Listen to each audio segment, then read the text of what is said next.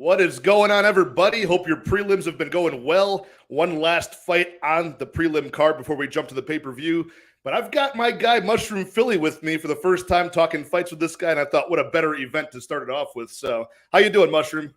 Doing great, Patrick. Thank you. I appreciate the opportunity, and hope we can make these people some money tonight and have a bunch of, while doing it, watch a bunch of fucking violence. Absolutely. We got our guy Blood Money MMA Bets. Cody is on his way. I think he had like a Valentine's Day, like daddy-daughter dance, but he's back from that. I'm sure the family's asleep, and now he can, make with some degenerate gambling to round out his day. We got, I saw Jenna Marie in the chat earlier, but here she is again. Say, what's up, guys? Always good to have you, Jenna.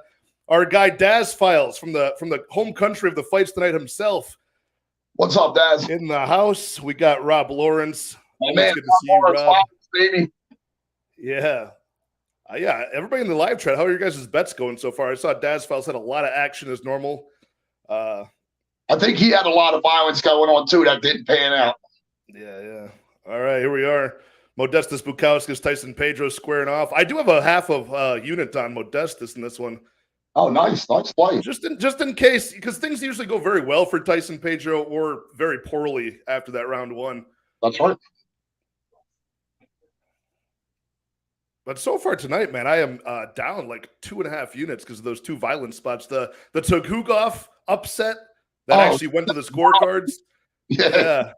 And then the Malarkey one, of course, that like everybody was on. I fell victim to that one as well. Yep. Crazy. But so far, it got the Jack Jenkins, got the Loma Luke Boonme, both of those halves of the parlays. So nice. We'll see what happens. Yeah, that's two parts of the one parlay I have going right now as well. That leads into the main card was Luke Boonme and Jenkins. So we're on the same page there. There we go, dude. Loma, man, she was looking good in the early going, getting the leg kicks going, and then she got reversed on the ground. It was looking kind of dicey, and then she came out there with a vengeance and got that rear naked choke. No, just like Cool About just did. Yeah, just like Cool About did, exactly. Yeah, it was like a money line, and that wasn't looking too good, to be honest with you. I'm glad he sunk that choke in. Terrible. What were the ones that hit you, Rob? Which ones did you wrong? And by the way, Cody No Love, Cody's coming. He's on his way. They're the exact one. That robbery to Google because I had him on multiple parlays. I actually had Luke Boonme on a parlay by knockout, and then I had her by decision or whatever. So of course those parlays went, gone. So yeah, because you would have thought that she would have just rained down ground upon elbows, not gone for both hooks and gotten a submission. That was wild. I thought it would either be a decision or she would pound her out. Right? I had no idea about the stuff. None. Yeah. Elise Reed was really cocky. I thought she looked like Bobby Green out there tonight, man. The way she was taunting and showboating. Oh, Tyson Pedro just got him down. This is finally what we want to see from Tyson Pedro. Finally, his grappling at work. You must be ahead of me because they're still on the feet. Oh, I'm at. Yeah, we probably should sync it up a little bit. I'm at 224 on the clock. I'm at 256, 254. All right, I'll back her up. Yeah, so he hasn't quite gotten to the ground yet. Well, spoiler, it's coming. A big fence grab from Modestus as well. Didn't work. Oh. Yeah, I'm at 237, 236, 235, 234. Okay, gotcha.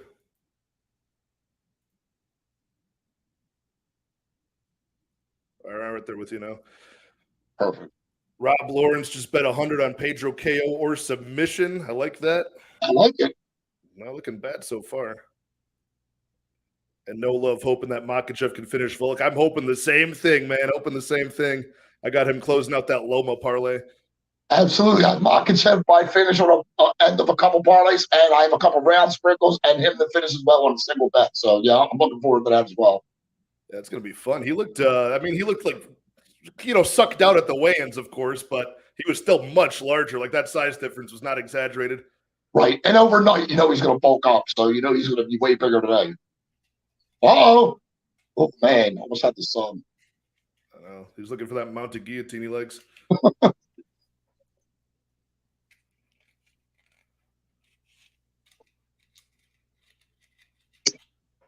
Yeah, I was really surprised about that Malarkey Prado fight not going to not ending into the distance. Absolutely. What a shocker. Yeah, I had Malarkey by finish. I had that fight doesn't go again. A couple parlays got knocked off with that bullshit. Yeah. I mean, Prado has a chin on him, though. Like, he does kind of look like he's got that big Drew Dober type of chin, but he was eating those slip and rip left hook counters from Malarkey. He was eating them. His head barely moved. Man, yeah, I just another one again. I thought would finish, and it just didn't go. I was hoping for a lot more violence on this card, but hey, it's coming. This main card's going to be a fucking banger. So there's going to be a lot of violence, I think, on the main card. I tell you what, Bobby, I get so nervous when everybody on Twitter is on the same side of a bet. That's when I really start feeling bad about it, I hear you, right? I like when a few people agree with me, but then when it's everybody, then I start getting worried. Right, I hear you.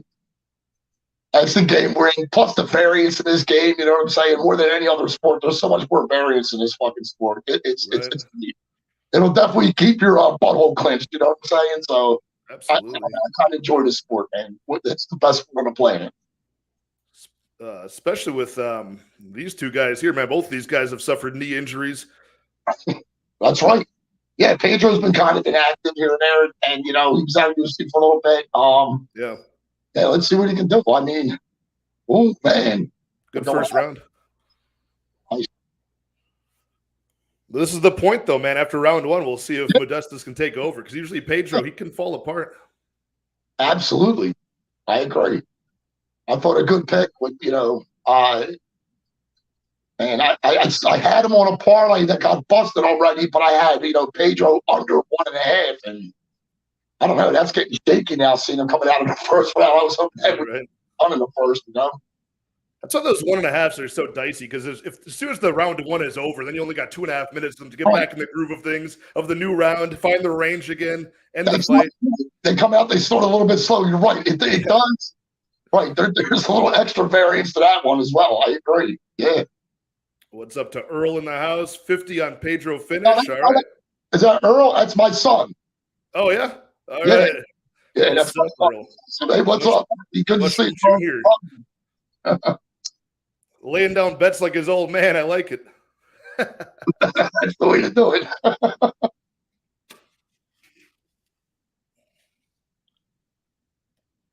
Yeah, let's see how the tide could change here.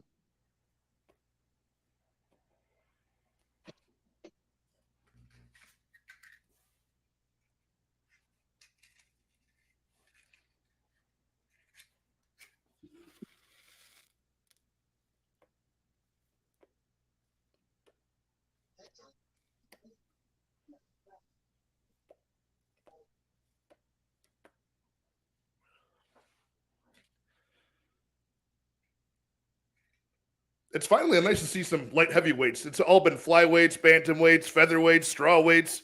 Bunch of little guys. Yeah, at least we get now 2 light heavyweights back to back. The heaviest of heavyweights with Justin Taffa and Parker Porter. That'll be fun.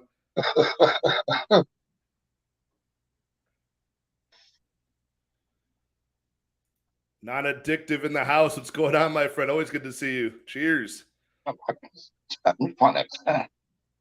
Yeah, and I'm sure there's big plus money on Fight Goes the Distance, but man, these guys are starting to get Tyson Pedro looking a little gassed already.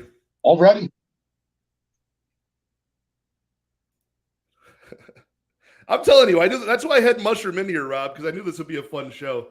You could tell Mushroom as soon as you started making videos and showing your face. I was like, that's a guy I want to watch some fights with right there. My type of dude. I mean, this is just a fucking. It's a great community, man. I'm glad to be part of it. Yeah, likewise. That's something I always wanted my entire life, was just people who want to talk mixed martial arts obsessively, every detail of it, every hour of the day. Right. It's awesome. I love it. Me too. I mean, I work all day, but I mean, I really spend the rest of my time spent watching fights, being in everybody's chats, talking MMA. I just fucking love this shit, man. Have you always been MMA above everything else? Or I know you're a football fan too. So, I'll be honest with you. So MMA, I started about 4 or 5 years ago. And the thing is, like 20 years ago, my friends at work were like, oh, you got to watch this UFC. Oh, there's blood, there's this and that. So I give it a chance one night, and I must have got 2 grappling matches in a row. 2 15-minute, these guys just laying on each other. I'm like, what the fuck is this? So I literally stopped watching it. And even when people say, oh, you're missing this, I'm like, nah, man, I see that shit. So I watched it again. And, you know, obviously, just the violence aspect got to me. And I've been just watching it since. It was the best thing to have during the pandemic as well. You know, one of the few sports that was having live events during the pandemic. So, I mean, it was the first thing to come back. It was the best thing in the world. Yeah. But, I mean, as I can say now, I don't care about any other sport. I make money on other sports. I bet other sports and make money on them. I don't talk about it a lot, but I make money on other sports. I'm going to college basketball, NBA, you know, baseball, all that. But this sport, I am telling you, is the absolute best sport on the planet. I could watch this 24/7. You know how they say if you're alone, if you get deserted on an island, you have one thing to choose from. Yeah. If I'm television, I can have MMA, I'd be fucking happy. I don't care if I was fucking starving. I'd have water. As long as I had fucking MMA, I'd be happy. Oh, man, I couldn't have said it better myself. That's how I feel. Love it, man. Yeah, it's I've got the rare opportunity. That's all I've ever watched. That's all I've ever really understood or even know the rules to be honest. So there was a long time I was growing up. It's really all I thought existed, you know. So it was just the household I was brought up, and there was no other sport besides just combat. Wow, awesome. Yeah, I wish I was in this a lot longer, but like I said, I love it. I just immerse myself in it every day. Like I said, every week that I had is spent, you know, just watching fights, listening to you guys talk, getting in your chats, just all that stuff. That's all I do. That's why you'll see me in everybody's chat. You know what I'm saying? That's all I do. This is all I concentrate on when I get home from work. Yeah, same here. I mean, even making content. I mean, that's all I do is just watch other people's videos and try to learn and just get better every week. And absolutely, there's barely any time to even watch like any TV shows or movies. It's just all MMA content every single week. Nice. Yeah. Sloppy seconds in the house on the Modesta's side. Yeah, I mean, I got that half unit done it, so I'm hoping he can keep taking over the fight. He's still getting backed up a bit here. Ooh, ate that stiff jab. Looks like Pedro's getting a little bit of a second wind here. After whamming Modestas with that. There's a lot of low blows tonight. Oh yeah, there has been, absolutely. They're letting them fly. And that one, that Cool Bell talk, holy shit. How he didn't take a couple more minutes, you know what I mean, to recuperate, I have no idea. That was a solid heel right to the nuts. Like, how do you fucking just go back there? That would have popped a heavy bag, much less the yam bags. I thought he was going to do like Charlie Sheen did in Hot Shots, and you're going to see his nuts come out of his mouth. You know what I'm saying? Oh, God. Rob Lawrence puffing on some sour grapefruit indica. All right, enjoying himself. He says, "Yeah, this is he works on a farm, tree nursery outside. So, yeah, I mean, even when I'm at work, sometimes if I got a quiet day or don't have any meetings, I'm just listening to MMA content. And whoever's got a daytime stream, I'll hop into." Yeah, I try sneak watching on anybody's faces and anything if I can. You know what I'm saying? Yeah. But my boss is always in and out of my office. It's kind of tough.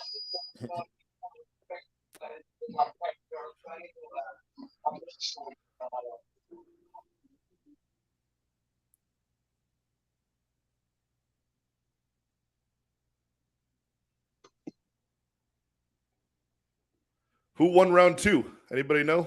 Anybody got an opinion? It looked like Pedro still like took over in the beginning and at the end after he got hit in the middle a little bit, but yeah, there was a lull for him in the middle, but yeah, as you said, the bookends of that fight was definitely Pedro, I'd say, for that round.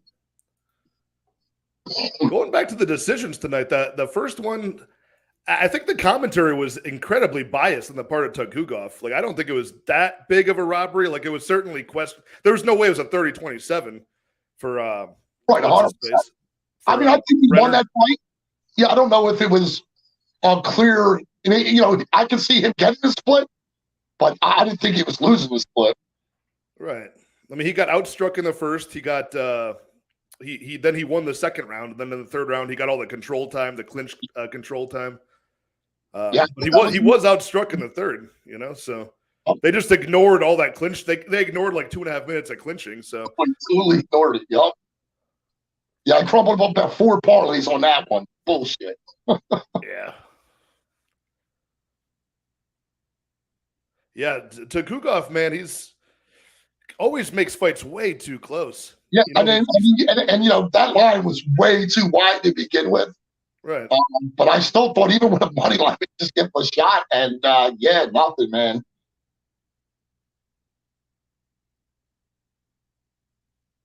All right, round 3. So this is going to be the first fight where Pedro leaves round 1 and wins a fight. How about that?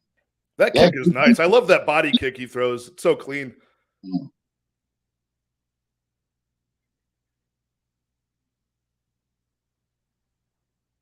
He doesn't seem to be huffing or puffing like I thought he would by now.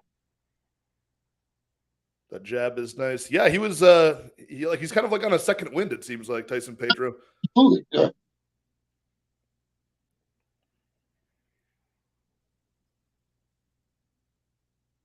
I saw before the fight started his buddy Tai Tuivasa. I guess that's actually his brother-in-law. Is in the crowd.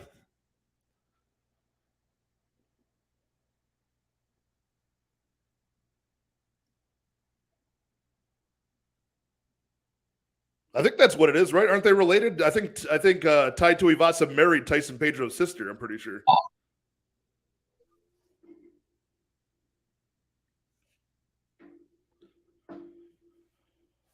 Ooh. They're swinging. Any one of these shots could end this fight. That's right.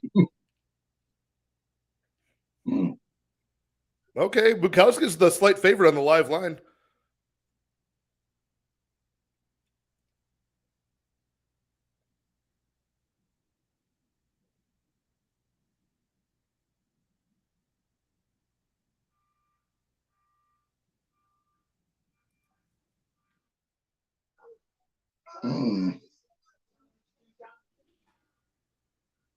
Ooh, that's a nice left hook.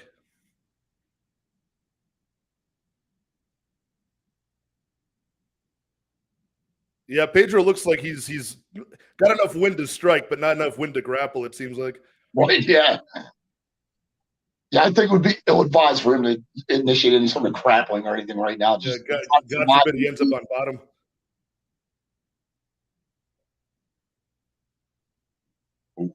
Yeah, Modestus is just always a better point scorer, I feel like. He's just a better guy at, staying on the outside, tapping and moving. Oh, right. And, like, if this fight's going to go to decision, most likely it's going to be Modestus. You know what I'm saying? Yeah, most people probably Bukowskis isn't a bad fighter. Like, he's not great pound for pound, but as far as the 205s go, it's such a small division. You just have to be, better than 15 guys to be in the mix, to rank, right?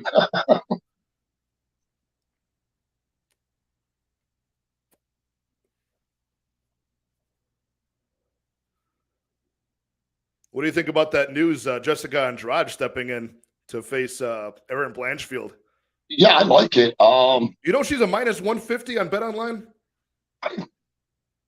Yeah, on BetOnline, they dropped the odds. She's a minus 150. Really? I don't know if that's definitely going to move. I would imagine it's going to move wildly. Yes, absolutely. You probably jump on that right now. Yeah, absolutely. Yeah, I threw out a bet on it for sure. Yeah, and you got to jump on it now. Like you said, that line's definitely going to move.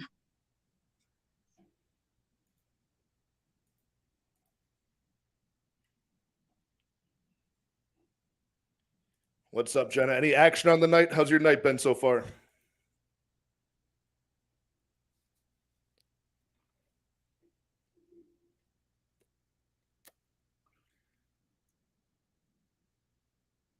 Man, they got 40 seconds left. They're just grappling against the cage. Yikes. Modesta's getting some knees in. Yeah, you might get the split or something. You get something, you might get it. Yeah, he might have won round 2.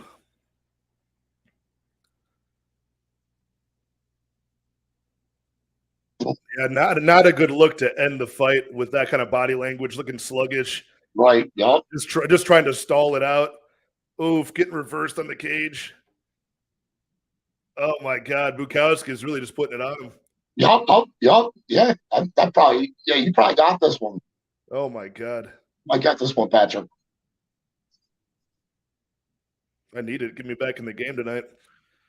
Yep.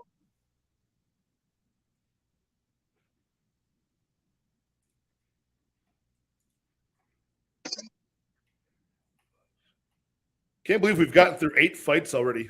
That went fast. It did. and with not a lot of finishes either. It's still yeah. Went fast. I'm just so excited for this main card, man. Yeah, there's a lot of good fights in this card. Absolutely.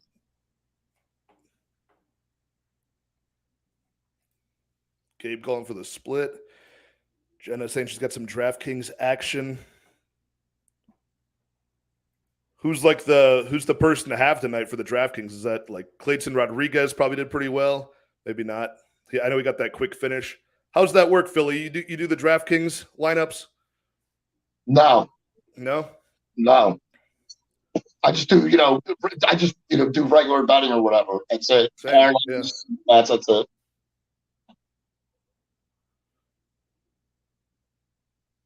Modestus, unanimous decision.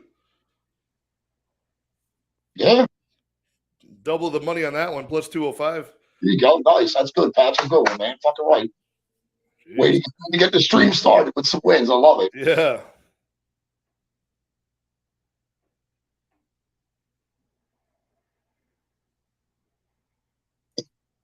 Yeah, it's one of those spots where you just got to ignore the narrative of him fighting recently. He fought late December, early January. Right. Took this on short notice, but still came out on top. I know my guy Couch Warrior Mike was on that as well. Oh, nice. He needed that because he just lost that Kulabau bet. the tides turned so fast for him in that one. Yeah. Oh wow. Yeah. Absolutely out of nowhere.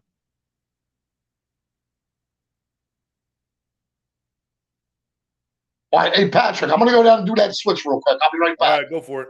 Yeah.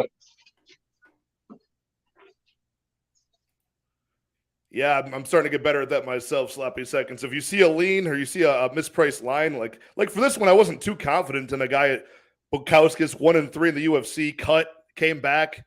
You know what I mean? Tyson Page was pretty talented in round one, so I just put a half of a unit on it. And yeah, Lou Betya is the man. Lou Betya is the man. He's been crushing us all. DFS by the numbers. Brady's got us 10 of us in that contest, like all the best bet contests right before the fight starts, and Lou is at the top of the leaderboards for that. You got to pick like a 1 unit bet for every fight for I think 10 fights on the card. You can pass on the rest, and Lou is just killing it. I know he's got the draw between Justin Tafa and Parker Porter on that one as well for tonight. So if he hits that, we're not going to beat him if we have the entire year to do it.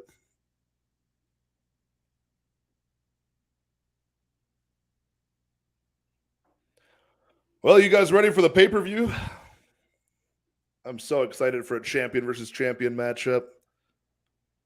It's been since Adesanya and Jan Blachowicz, I think, since we've had one. It's been almost a year and a half now.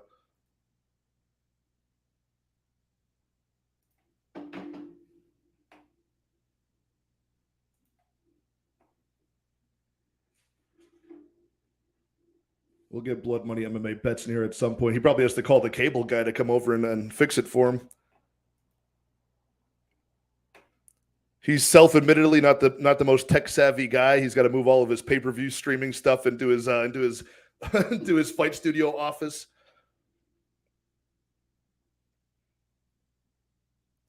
We might have to give him a strategy guide or something to do it. And speaking of fight studios, nobody's got a better fight studio than Mushroom Philly right now. Look at that. Look at this guy. The violence and the throne between the two mushroom logos. It just doesn't get any better than that.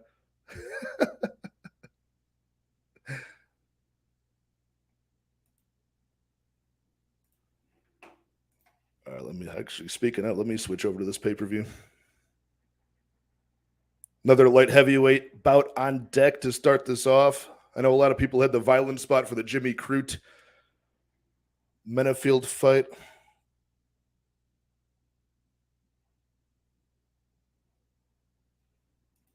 Yeah, Cody the GOAT, man. He needs to get his ass in here.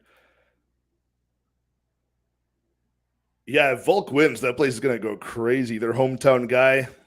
I don't know about Volkanovski, man. I don't know about him. I'm kind of with no love here. It's tough to see him lose or tough to see him win this fight. I mean, just the grappling of Makhachev is so strong. He's so fast with his level changes and the size difference here. Not to mention, if you guys watched the UFC Embedded, I actually watched that last night, like all the pre-fight stuff when they're everybody was getting ready to make weight, going, to their new fight camps in Australia, trying to get acclimated. All I saw was Volkanovski eating dinner, with his friends and family, going to water parks with his kids. What was Makhachev doing? He was training. He was running, biking, just in solitude. I don't know. I think Volkanovski's kind of too comfortable.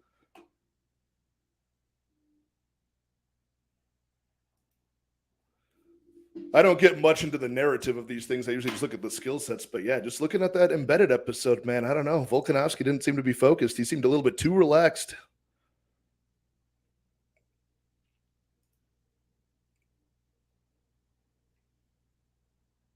Size is too much. Yeah, 15 pounds heavier. Yeah, I saw Volkanovski said he was about 10 pounds heavier than he normally was, like before the weight cutting started. So he's got a little bit of extra size on him like he did in his rugby days, but still, he's like what, height-wise up to Makhachev's nipple line. I was talking about how just the different mindset of these two guys. I was watching the UFC embedded content where they're following these guys making their trip to Australia. Okay. And I saw Volkanovski was training in Thailand, training in Australia. He brought the family with him everywhere he went. So he would train for a couple hours, hang out with his his daughters at the water park. He'd go out to eat with his family and friends. He just seemed a little bit too comfortable, whereas all Makhachev knows is just wrestling, training, being in the dark, cold mountains of Dagestan. That's right. That's the kind of I don't know. champion I like. You're at home and all that, but I don't like that, being that comfortable. Look, I'm on the other side of that fight, so let him do his thing. Hopefully everything goes our way at the end. You know what I'm saying? Yeah. All right. Oh, we get to start this off with a real banger. Taffa versus Porter, huh? Wow. Is that what they're starting at? Yeah, I guess that's the first one on the card. I thought it was Jimmy Crute and Menefield, no? You might be right. I'm sorry, you might be right. Where am I think it is. Oh, yeah, Jimmy Crute, yeah. So what do you got on that fight, Patrick? I like Jimmy Crute. I just think he's a more complete fighter. I don't have any action on it at all, but I think Jimmy Crute by submission. He can drag it into round 2 and get a submission. I like it. So the only thing I have, I put a $50 single bet on Jimmy Crute by finish. So that's what I have on this fight. Yeah. He can. I feel like Jimmy Crute's got more paths. He could get the knockout in round 1. He could get the submission in round 1 or any point in the fight. That's right. And I think, I Menefield, that lactic acid is just going to build up after a while. If he keeps Crute's chin is a little bit suspect. I do worry with that aspect of it a little bit. But I think you just weather the storm. And I think it's just all Crute from there on. Whether you take him on a money line decision or by finish, I think anything after it gets out of the first round is going to be mostly all Crute. Yeah, Menefield is just so bad as the fight goes on. He just makes every decision so painfully close, even against a guy like, I still can't shake. I had so much money on Menefield against Ed Herman a couple years ago, and that fight was starting to get dicey towards the end. Yeah. Exactly. I think he's pretty much like a round 1 or bust. You know what I'm saying? I never like to have my money on that guy. I don't like to have my money on a round 1 or bust, or he's just going to have bad cardio as the fight goes on.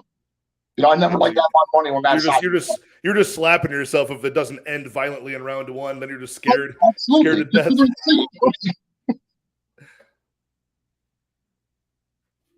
That's actually for that same reason I don't like betting unders. I need to stop doing that because I hate wanting things to happen, too fast. If they want to take their time and get the W, then I should just bet the money line.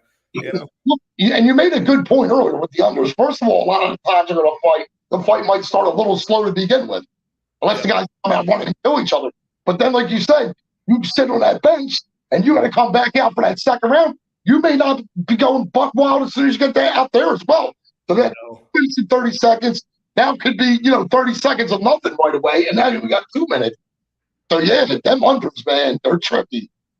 They can get you.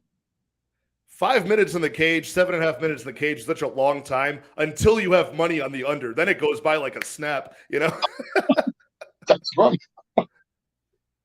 Absolutely.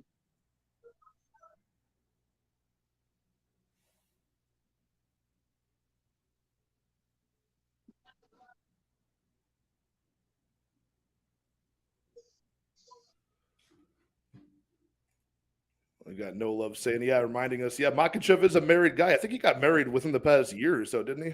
So it was kind of recently, but oh, look at the look in his eye. They're showing him walking in the arena right now. All busy. Volkanovski's all smiles. He looks like he's having a good time. Oh. Makhachev looks all business. I like that. No Love saying, put your house on it to lock. I hope so. I saw Lou Betya was on Brady's show earlier today talking about that round 5 Volkanovski knockout was like plus 5,000, plus 6,000, something like that. Yeah, I heard that too. Yeah, that's tempting with all the round 5 happenings we had last year. That's right. Yeah, round 5 was a very big round last year for I made a lot of round 5 sprinkles that made out well too. So yeah, I enjoyed it. Dude, no one knows how things went last year. You might as well bet Volkanovski by submission round 5. Right. But judging by that Yuri fight last year. Oh my God! Right at the end too. Jesus Christ! Walk over, give your fucking back up at the very end like that. Come on, man. I know. I had fight doesn't go to decision that night. I had Yuri that night, so everything turned around in an instant.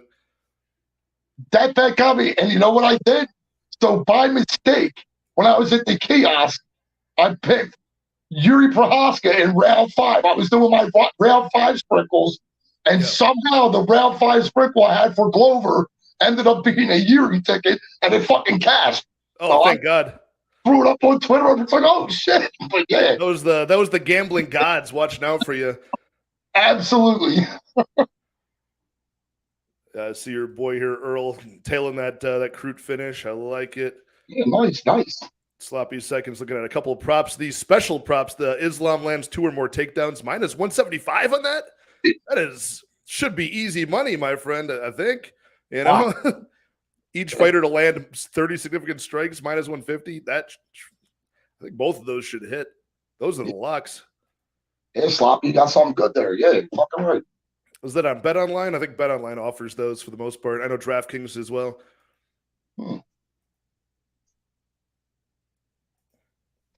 Yeah, I'm actually getting, we're getting more and more bets. I noticed like almost every month or two, as far as the UFC goes, I'm getting things that I wasn't able to get. Like that decision of action bets and all that stuff finally came to fruition in the kiosk. I'm just waiting for the split decision. I can't get split decisions as of yet. Yeah, those are always a good spot if you can for the women's fight sometimes, or just fights that are going to go to decision either way. Right. Yeah. So we finally got those. Yeah, like I said, Bovada's good, especially for the main event tonight. Bovada's got like Makhachev by arm triangle in round 4. Like they've got that specific of like props as well. Yeah, he's hit one of those. Yeah. Yeah, I don't know that this fight goes. I don't know that this fight goes the distance, and I'm hoping it goes my way with Crute, Jimmy the Brute Crute. I can just see, like you said, I think if he just weathers the storm, I just see Benefield just really not having anything for him in round 2 or 3.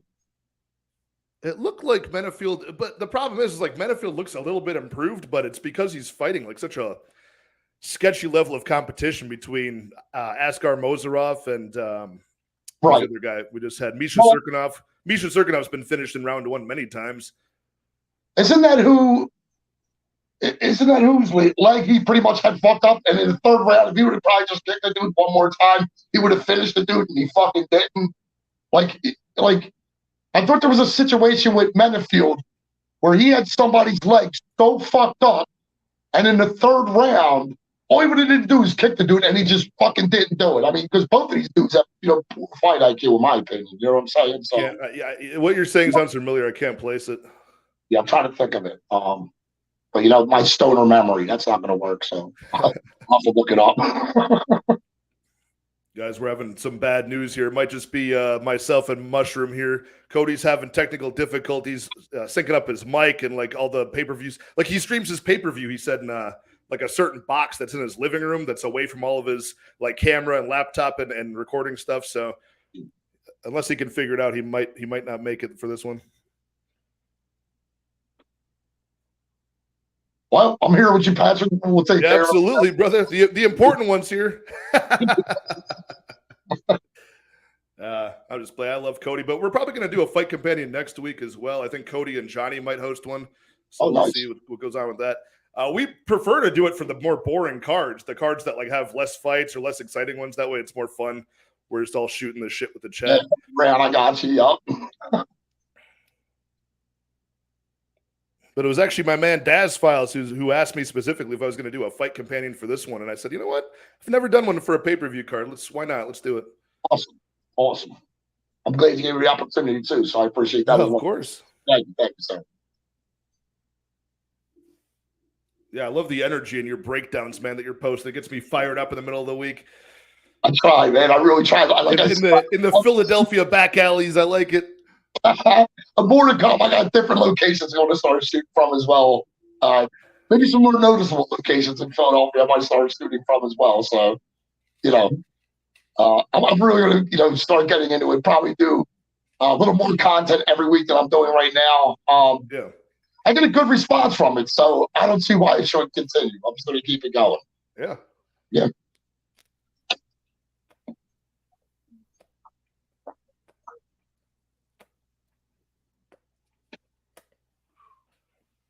That's what it comes down to, is the consistency of it, the painful consistency of just making it your routine and just dropping stuff every week. Right. Yeah, I got it. Yeah. I'm building more time in. You know what I'm saying? I'm figuring out my time slots. I'm gonna check out another week or two, see where everybody else's schedules are, because I don't want to jump on anybody else's schedule. I'm gonna look for the lightest night, and then maybe put a YouTube show out or something on, the lighter nights, just to kind of fill the void a little bit. Yeah, it's hard to do. There's so much content. Who knows? I don't even pay attention to it. I just drop it whenever. I mean, right? Look, at first I wanted to try to be nice, but if I have to find a spot, I have to find a spot. We'll watch the replay. Trust me, I'm gonna get a fucking spot. Look, at this point, the live streams I do, I tend to do them on Wednesday nights, but right now I'm just trying to get the best guests I possibly can, make my rounds. So I usually adjust to the guest schedule. That's why it's always bouncing around. Everybody's in a different time zone. Everybody's got different commitments. So yeah, I don't need to sleep. I'll just move my schedule around. I hear you. That's how James Lucrative looked on some shows, because he was on a lot of shows on our time zone this week. So there was times he was looking like he was half asleep during the breakdown shows. You know what I'm saying? He really put a hard weekend. So props out to James and Lucrative MMA. Yeah, it was awesome. Mike and I, Couch Warrior, and I did that panel with him. And I think he made his rounds. He was everywhere this week. So yeah, props to him. Yep. Oh, what's going on, my guy, the MMA betting prodigy? Everybody check out his YouTube channel as well. His kid breaks down fights every week.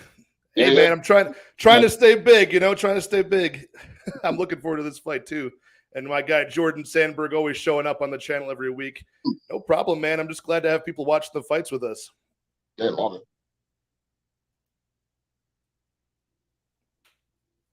Where are you at on the stream right now? I'm watching them rub down Vaseline on Jimmy Crute. Yeah, I'm Jimmy Crute. I see the Manscaped logo. The guy just kind of stood up. Okay, we're in the same spot, looks like. Yeah, he's checking his gloves. He's going in the ring now. The Menafield sub plus 2,400 sprinkled for Daz Files. Daz, there you go, buddy.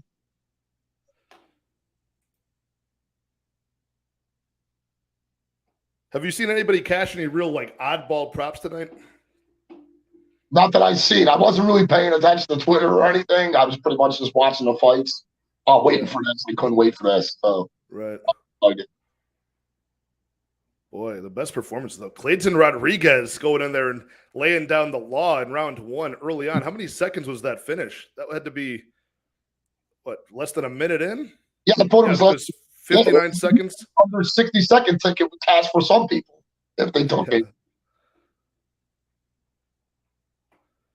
Yeah, just because I tend to pay for these, actually, to be honest. I'm a square sometimes. I do pay for them just because I'd be so frustrated. Sometimes I've had the experience of having those bootleg streams crash or start buffering at the worst moment. So right. No, I absolutely pay for all of myself. Yeah, I'd rather pay the $80 or whatever just to not have to stress about it freezing at the right second. Yeah, absolutely.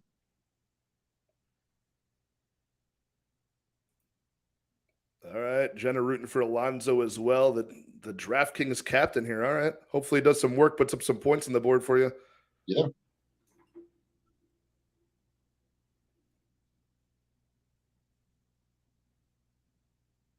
I mean, he is a pretty big dude. You know what I'm saying? I can see him landing. And, Jimmy Creek doesn't have the best chin, but I'm But working yeah, on it could him. be like a clubbing sub, right? Yeah.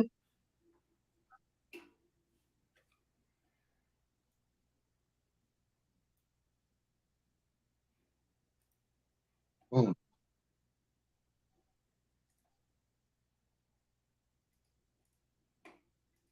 It's crazy how young Jimmy Crute is too. The guy's not even 30 yet. Yeah. 26 years old. Jesus.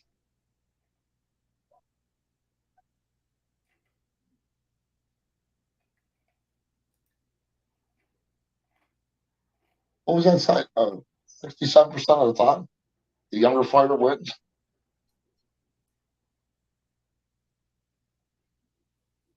Yeah, I really do think Jimmy Crute has got some of the best grappling in this division. Like he's so smooth with his transitions. If you watch that fight with Paul Craig back, just how clean his movement is, how fast he passes the guard.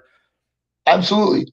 And Alonso's got pretty decent takedown defense, but I think, just the fruition, if he just keeps, going at it by round 2 or 3, he's going to pretty much be able to handle him however he wants.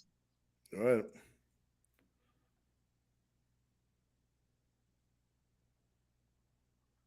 Yeah, right hand to Menifield's finding its mark early. Mm-hmm.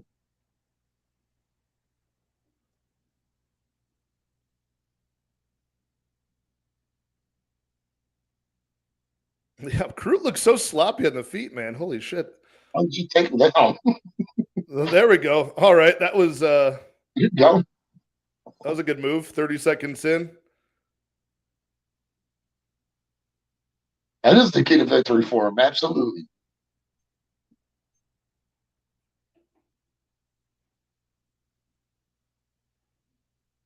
Yeah, Brandon Katz saying he bet the over for Volkanovski Makhachev. I'm guessing the over 2.5.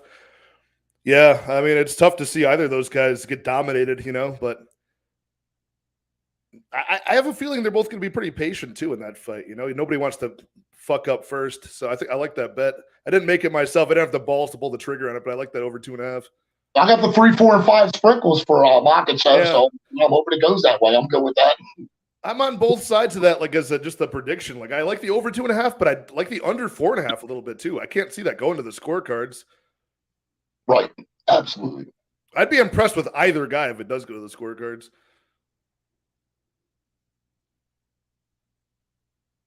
Menefield basically trying to do the splits to stay on his feet here.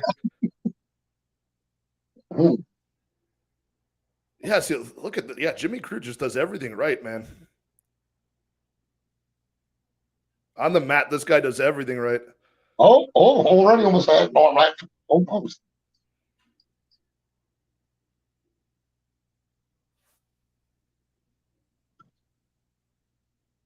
Oh.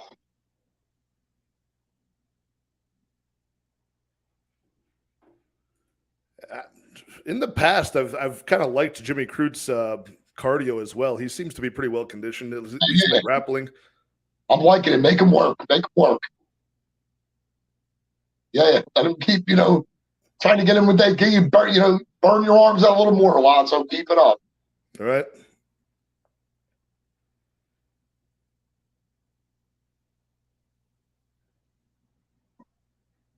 Yeah, Menefield doesn't strike me as a guy that works his way back into a fight. I know we've seen some comeback finishes tonight, but yeah, nah. Doesn't seem like that type of guy. Oh, wow. Nice trip. No Love saying Volk is too small. Even Justin Gaethje will smoke him. I mean, yeah, it's a whole different weight class, man. Yeah, exactly. I mean, he's a fucking absolute beast at 145, but this. This kid. Oh, man, he popped his head out.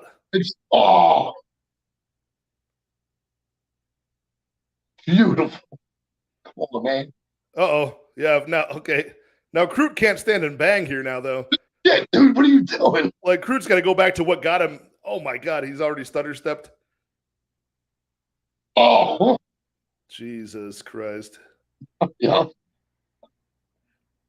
This is fun. These guys are so slippery early on. Oh yeah. With the son. Called that. Somebody called that in the chat, right? Metafield by some.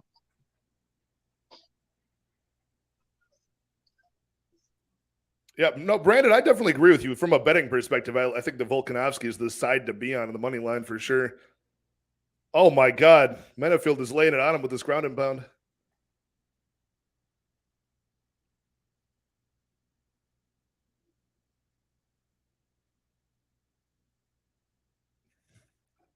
I know Daz Files is yelling at Metafield to grab a neck now.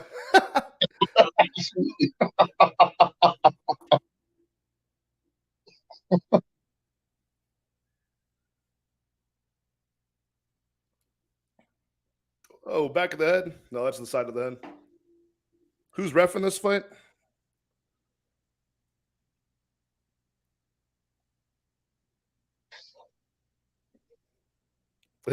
Like a minute ago, I was just saying, Mushroom, how Alonzo's not the guy to work his way back into a fight. And here he is. Well, it's still in the first round. Oh my God, that elbow. Oh, he's done. He's done. Oh, he's got to grab on for his life now. Oh my God. Man. How close was that to ending? Woo! That's how you kick off a pay-per-view card. They knew what they were doing. Yeah. Oh my God. It was a fun fight. It's a fun fight so far. Absolutely. I just love how Crute had so much success grappling, and then as soon as there was a break in the action, he says, "Yeah, let's just slug it out." Yeah. Let's just slug it out. Jesus.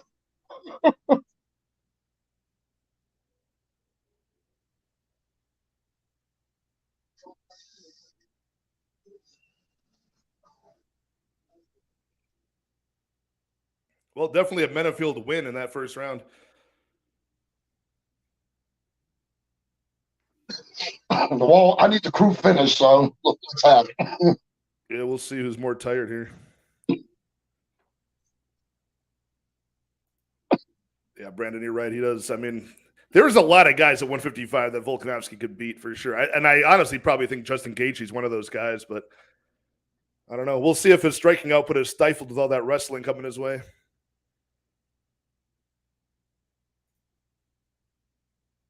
Jenna, your guy's doing pretty well. Yep. I can't stand Herb Dean either. Oh my God. They're not going to give him too many second chances here.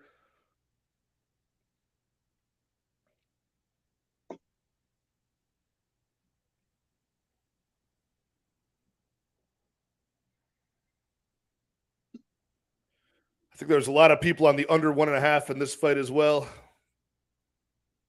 Probably on the edge of their seat right now. Anybody in the chat on the under 1.5?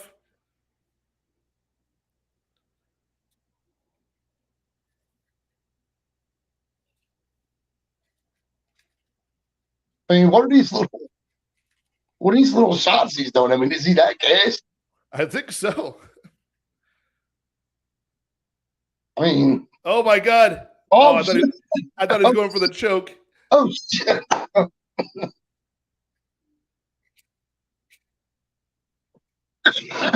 Yeah, I mean, there is nothing behind those punches he's throwing. He's going to get elbowed again.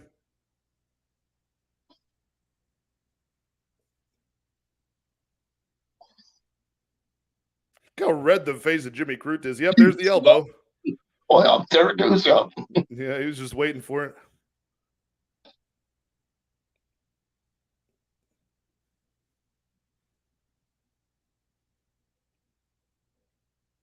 Oh my God. Jimmy Crute looks like he's a small breeze could knock this guy over at this point. Look at his knees buckling in. Oh my God. This could be a standing TKO. Oh man.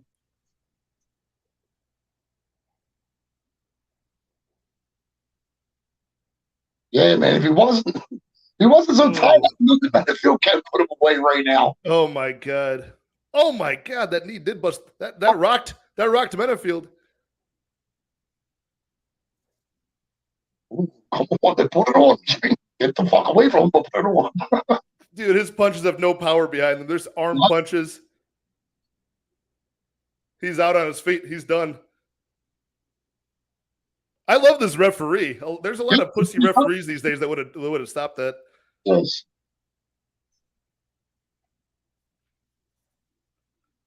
Yeah, I think if Medfield just lets him go, he might fucking fall down. Dude, there's so many people on the under 1.5. I bet they're like, "What the fuck? How did this not end under 1.5?"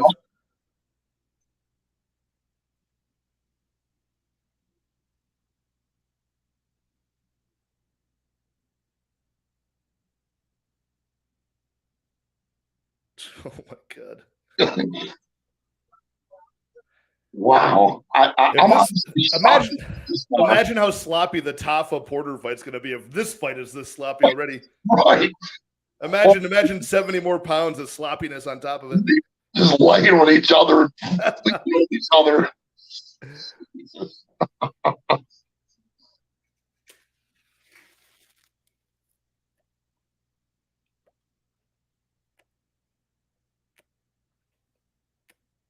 Yeah, drop down. No shit. Drop down, Jimmy. There you go. Oh my god. Wow. Come on. There you go, Jimmy. Get him. And that's the thing. When you're a grappler and you're tired, that's a different fatigue when you're on your feet. He can get a face crank here. Oh, come on, Jimmy. They have no power. They can't finish each other.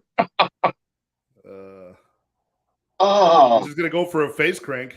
Yeah, just do it. Nah.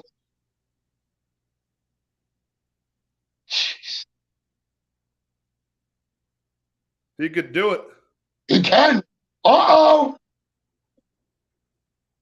I mean, that wasn't even close. He's got to either crank the neck or he's trying to get the perfect choke in.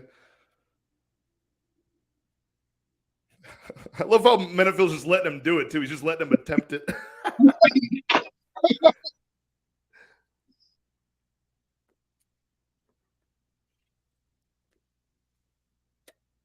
Oh, come on. Oh, come on. Yeah, this is good.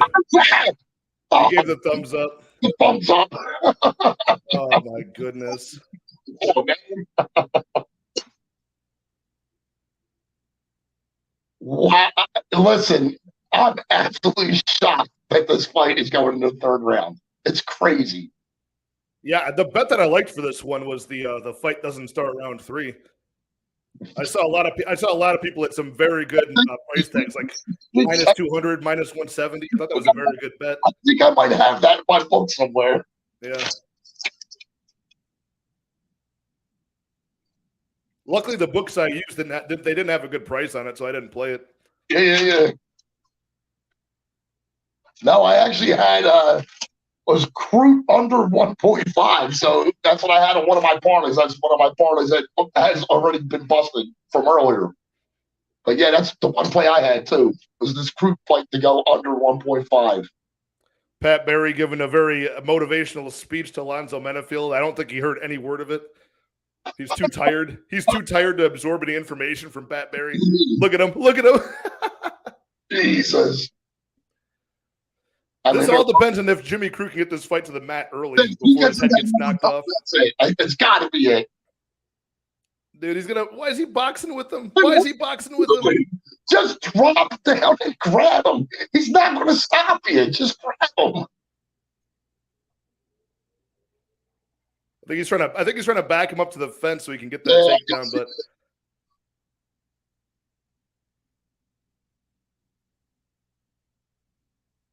this is crazy. Such a fun fight. See, now he's got Menifield behind that black line. That's when he should be shooting for a takedown. Yup. Come on, don't stay there up. He goes. Nice. There you go. Oh. No, you stupid.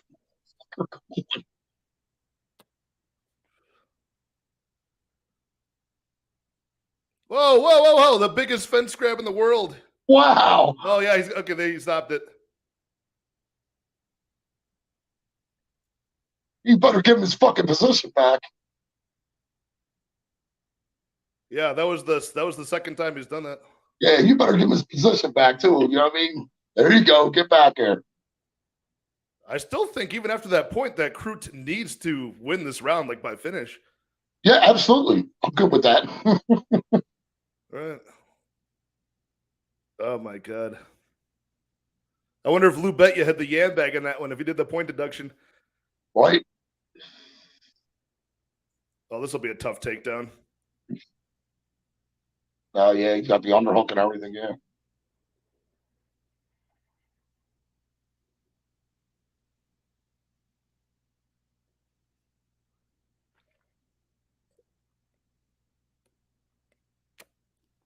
Well, we already saw based on a couple of these fights that they're not really caring too much about this cage control time at all.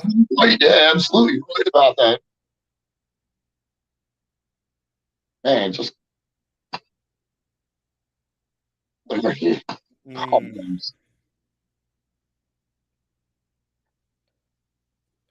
bet Jimmy gets him down, but by the time he does, yeah, they're done. Oh, that's nice too, and that's all right in open space. Beautiful. Yep. I mean, he might just go on. He might just get your fucking arm around his neck. He might just give up. Yeah, he might tap like Amanda Nunes. Yeah. Oh, had an arm. Come on, man, get that shit in. Yeah, we got Daz Files calling for the draw. Please, for the love of God, keep the parlays alive.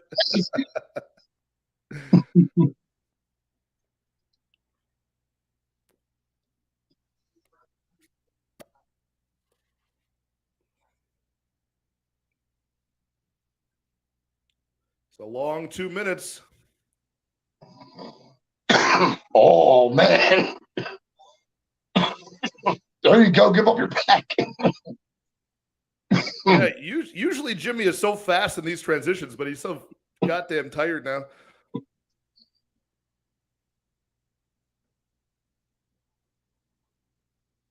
Mm.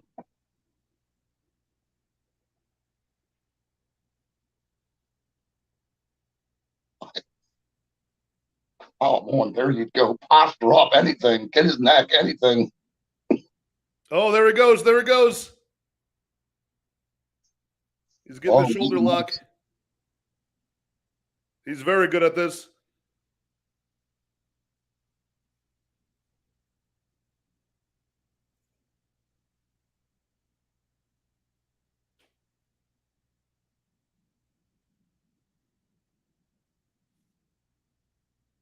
Goddamn minute left.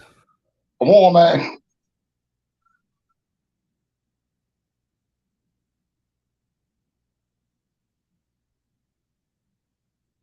It's the longest 3-round fight I've ever seen. Right about that.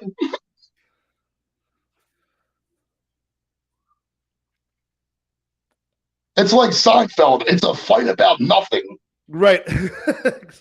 About nothing. Yeah, somebody get these guys a junior mint. That's right.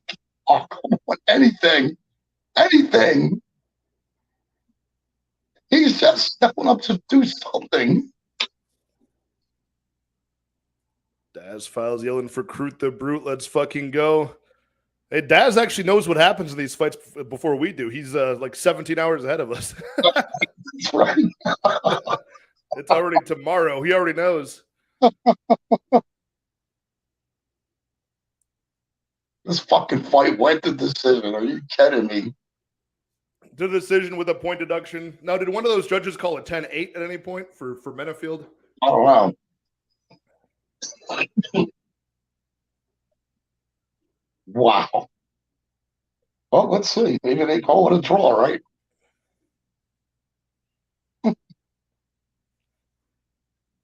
Wow.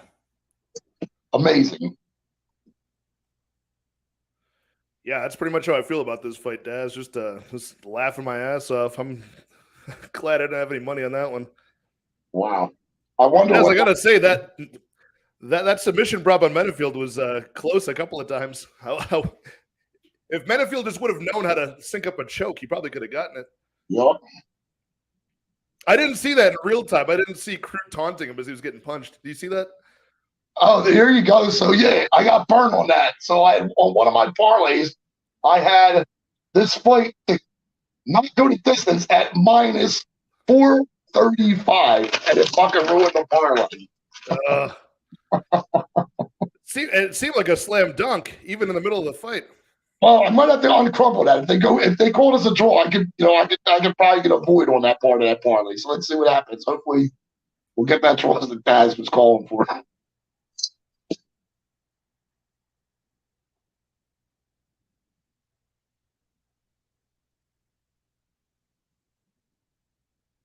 What an effort.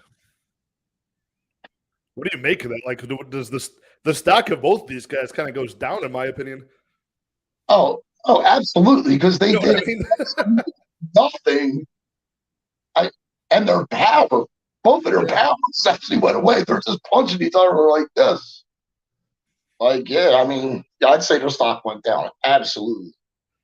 Yeah. I get it, they went all the way, but they went all the way against from a fan watching the fight, you're amazed that they made it this far. Good effort, but as a gambler, you're like, why would I back either of these guys ever again? Right, that's bullshit. So yeah, this is basically striker versus grappler as far as the stats goes. Yep.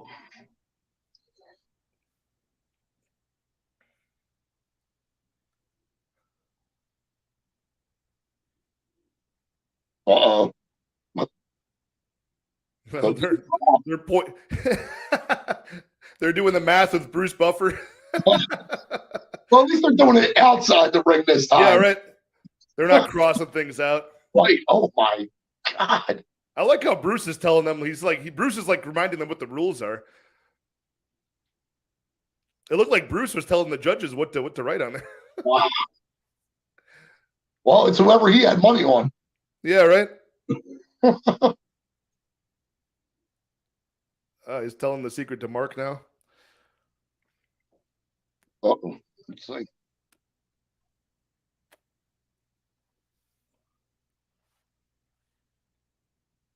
Mm.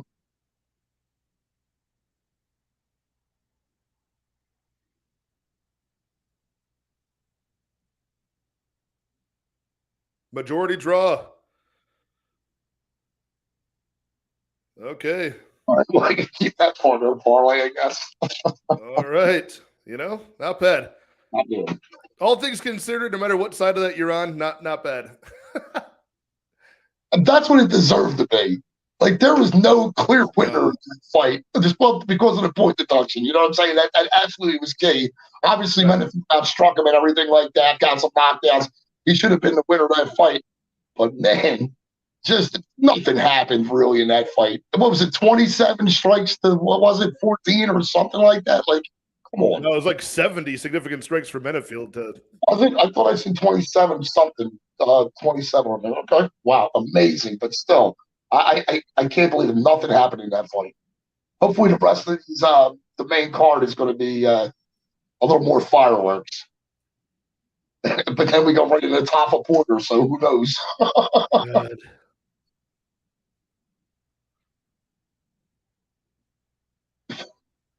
Yeah, run this one back. Do we have to? They both need to start doing cardio if they're going to run it back. You got to make it a 5-round the next time. Yeah. It's got to be a main event. This is fucking, oh, well. Yeah, my feelings exactly, Jenna. Gabe, what's up, Gabe? That was a fun fight. Charles is all happy in the crowd because his pupil got that victory in his debut today.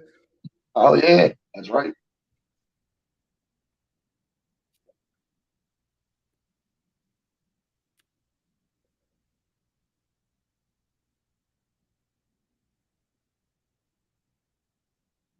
Tai Tuivasa with the Jesus piece on doing a shoey.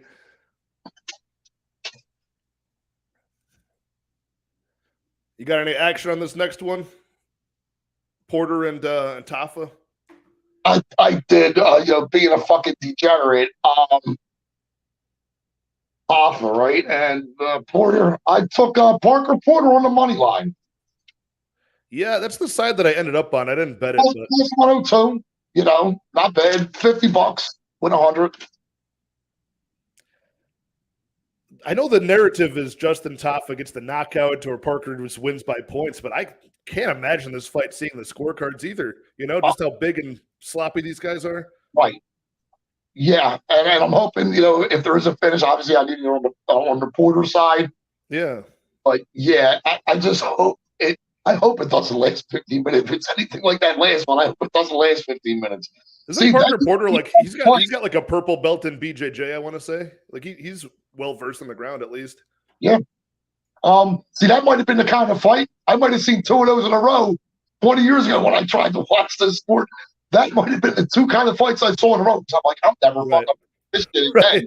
Right. So yeah. So hopefully, as it gets better, like you said, we're up for probably another sloppy one. Hopefully, somebody just finishes it. Hopefully on my side, so we'll win the bet. But hopefully, this one just gets over soon because I think the Madalena fight's going to be a fucking banger. I think I'm looking maybe a round 2 Madalena on that. I think the Yair and Emmett's going to be a fucking banger. Yeah. And the main event, obviously, this is two pound for pound best fighters on the fucking planet are going to try to fucking kill each other. And it's going to be great. We're going to get this here and watch it, and we can even make some money off it, which is even fucking better. That's kind of Saturday night. So excited, man. I got action on the last 3 fights. So after the Parker Porter Taffa one, then I've got action on Jack, Makhachev, and Yair. Sure. So I have Jack by KO. That's my single bet I have for that fight. I think I took Yair money line. No, I think I might even took Yair to finish. I think I took Yair to finish. Yeah, at plus 235, and then I got Makhachev inside the distance, and I got the round sprinkles for Yair 3, 4, and 5, and round sprinkles 3, 4, and 5 for Makhachev as well. Nice. I like so I got some action on the main event still. Yeah, Josh Emmett looking. I mean, him and Yair looked really thin as you would assume, but even more so on the Josh Emmett side. That guy looked dried out. But I've seen people very easily come back and look at themselves in 24 hours time. You see it all the time. Right, drink, eat, boom. Next thing you know, right back to it. Right, absolutely.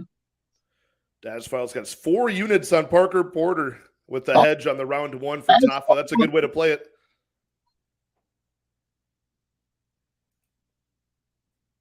Parlays for Pot in the house. Good to see you, brothers. That's same song in the jukebox played over and over. What's up, Mushroom? He's got that Porker neighborhood. He lives right down the street from me. Okay, awesome. That's one of my gambling buddies. Yeah, good to have you in here. Any friend of Mushroom's a friend of mine. Porker round 3 sprinkle, he says. All right. Nice. I'm telling you, we just saw the sloppiest, most exhausted 205ers. Imagine these guys are going to be like 275 tonight. Yeah, like I said, hopefully it's a finish on my side so we win my bet. But man, just get this one over with. Clear the path. There's 3 much better fights coming up after that. Yeah.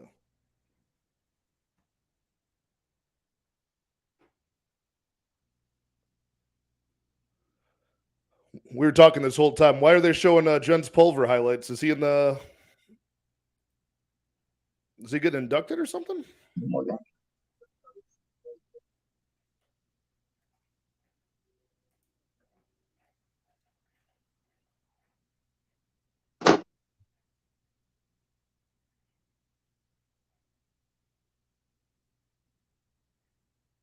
Yeah, I don't know. Need to pay more attention. Those are some fun fights, though. See, that was back in the day, man. BJ Penn going wild. Yeah, one of my favorite fighters of all time. So, like I said, I didn't watch the UFC then, but now, there'll be nights I'll just watch old fights just to see stuff like this. You know what I'm saying? So I've seen a lot of BJ Penn fights, absolute killer. Yeah. The first champion versus champion match I was at was UFC 94 with the rematch between BJ Penn, the lightweight champion, and GSP, the welterweight. That was the first champion. Yeah. Oh, you were there. January of 2009, I want to say. Damn. Nice. God bless you, man. Then I was there the last victory BJ Penn ever got. I took a train to Detroit and saw him knock out Matt Hughes in 21 seconds. That was the last time he ever won a fight. He went on like an 8-fight losing streak after that. Oh yeah, Hall of Fame for Jens Pulver. Nice. Yeah, that's it. So yeah, look at that. In the Pioneer win. Yeah, the first ever lightweight champion, Jens Pulver.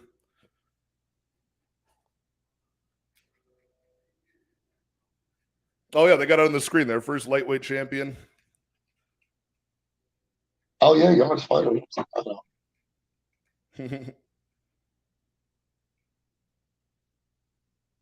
That's awesome. It's a long time coming, man. That guy retired from MMA in general like 10 years ago, I want to say.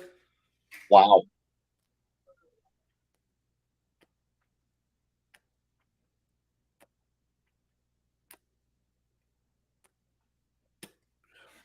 Yeah, he was one of those guys like at 155 in those days that was way ahead of its time, and they didn't have the roster at the lightweight in the UFC anyways to really keep it going. So they actually dissolved the division for a bit after he was champion.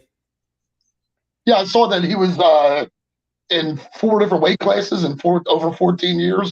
I guess one of them switches would have to be because of that. Yeah, he ended his career at bantamweight, I want to say, in like one FC. He also went to, of course, WEC after, because they took the lighter weight classes before the UFC bought him. Mm-hmm. Yeah, but there was a few years there we didn't have a 155-pound champion until Sean Shirt came back, and he came back and was the one after Jens Pulver, and then BJ Penn, of course, smoked him. Yeah, it's very obvious you've been paying attention to the sport for a long time. Very knowledgeable, Patrick, that's for sure. I'm just here for the entertainment. But it's old knowledge though. I got to get better. I still have to get better at the gambling side of things, truly. So that's why I'm learning alongside the people that watch my content, because there's no sense of being an encyclopedia of this shit if it doesn't make any money, right? So, like, I'm good at because there's trends, so at least I know how long people peak. I know when they're kind of on the downslide, so that can help with the gambling. But as far as just the fast history facts, I can do that, but it doesn't necessarily make you any profit. True, because a lot of the old fighters aren't here anymore to make or break you. Right, and the sport changes too, Yeah, absolutely. I'm trying to pay attention. Mm-hmm. Here we are, big boys. Yeah, here we go. Some guys in my weight class now. 15 minutes of that we just saw again. I guess this one I'll pour up the first drink of the night. Got some Whistle Pig, some rye whiskey. Oh, wow. Nice. What's everybody? Jenna, what are you drinking in the chat? I see you cheersing us.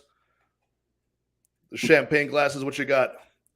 I'm smoking Buds of Steel, Indica.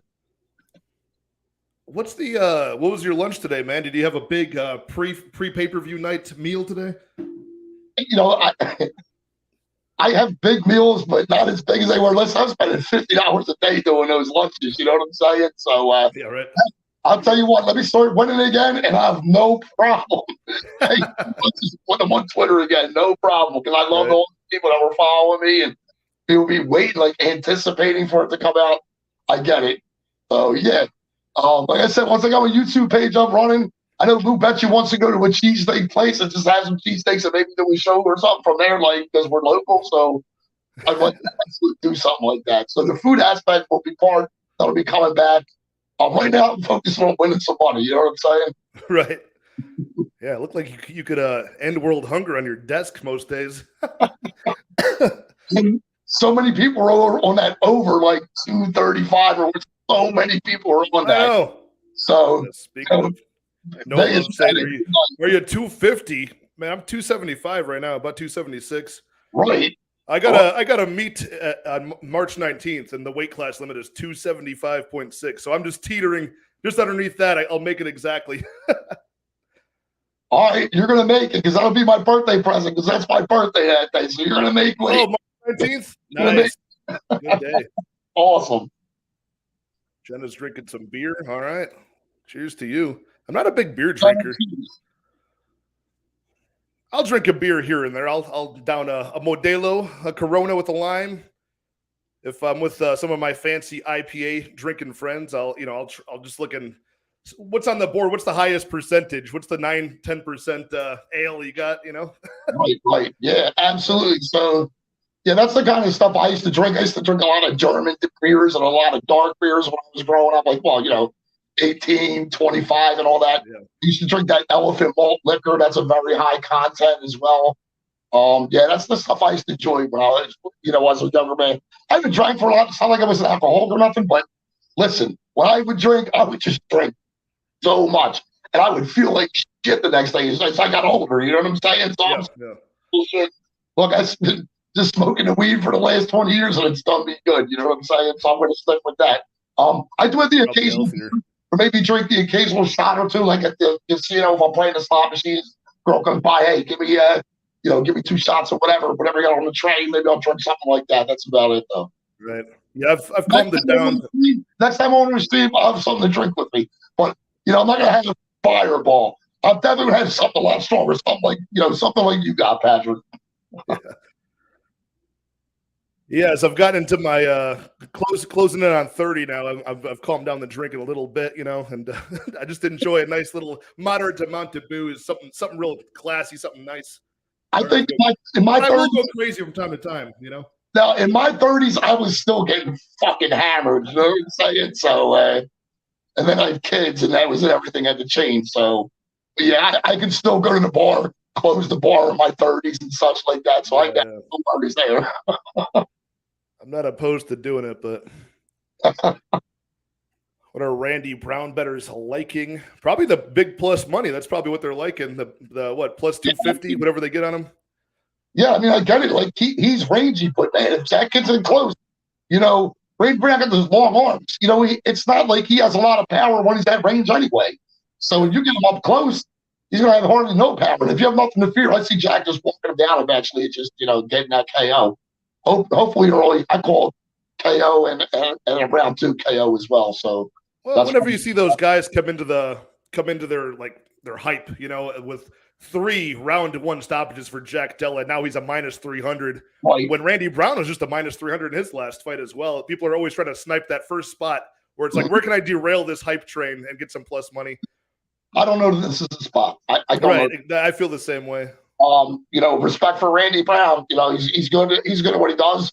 But I don't think this is the spot for him. No, certainly not. Your boy Earl's on Parker's money line. Like they're not trying to showcase Randy Brown here. No, I don't know if they're not trying to showcase Randy Brown. So I think the UFC said, look, and I know it doesn't always work out that way. At variance, something could happen. But I think it's he's just a bowling pin. He's just set up. You know what I'm saying? That's all it is. Hoping so. Yeah, me too. Because I got my KO, so I hope so. I got him closing out that Jack Jenkins parlay. Nice.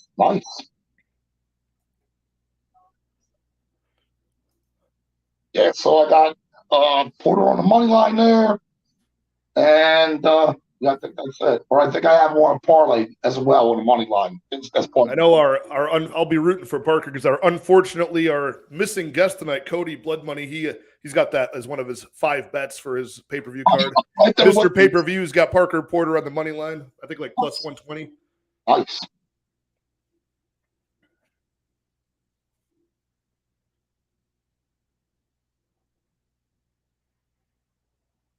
I mean, since I'm on the Parker side, I'll take a Parker under 60 seconds just to get this fight out of the way. You know what I'm saying? Right.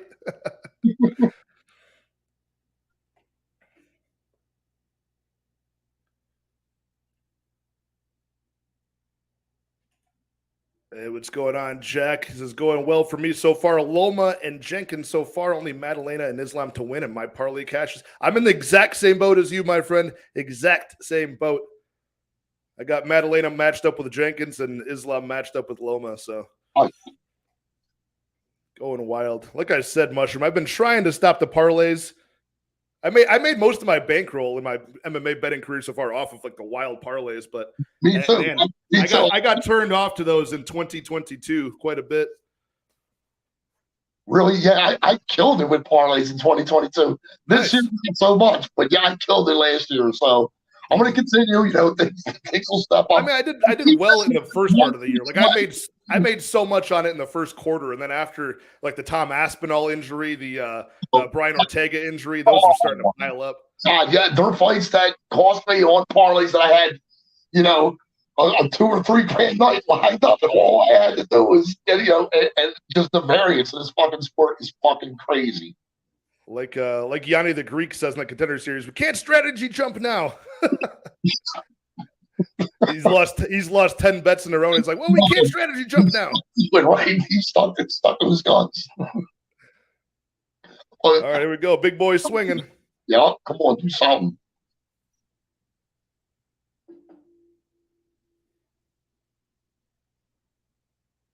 The massive lower body of both of these guys.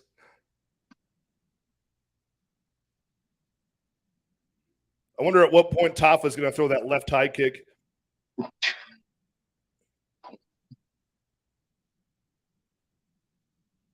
Ooh, I like Parker's little combination ending with the leg kick. Yep.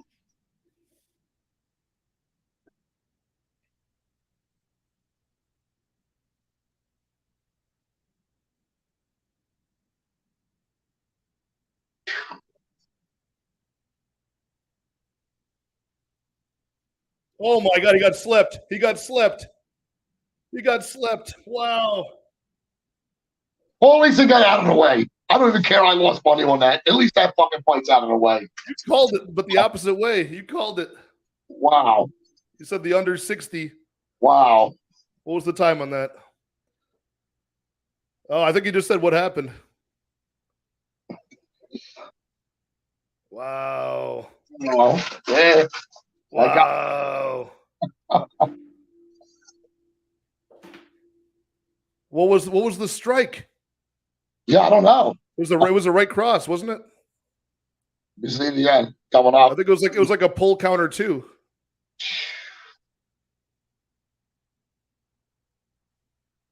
Oh, left hand. Rear left cross. Ooh. With the right hook behind it.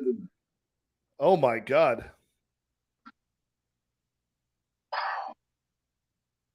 Wow. Yeah. Hands low. Yep. God damn. Jack.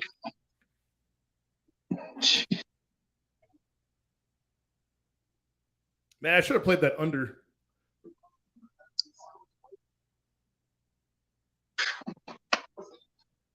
Yeah, like I said, I don't give a fuck about that $50. Trust me. To not watch the fucking shit go on like that did the last week, I'm perfectly okay with it. We get to move on to That's right. What are we up to next? Jack Della's next? Yep. Yeah. That was next. All right. Justin Tafa. So I have him in the money line in the parlay that's still live, and I have him by knockout, I believe. Oh my God. Yeah, Jack Della by knockout.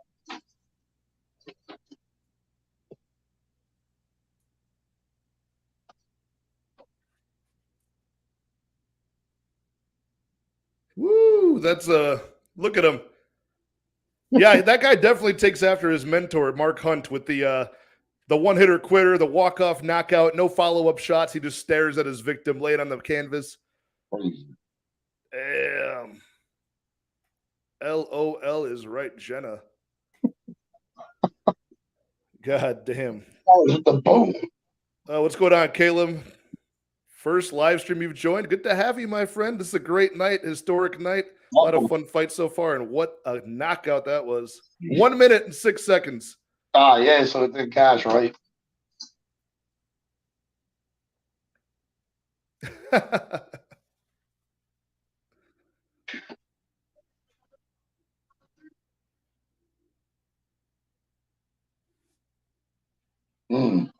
Was he from Australia or New Zealand? I think Australia, right? Oh, wow. Yeah, vicious. Wow. Wow.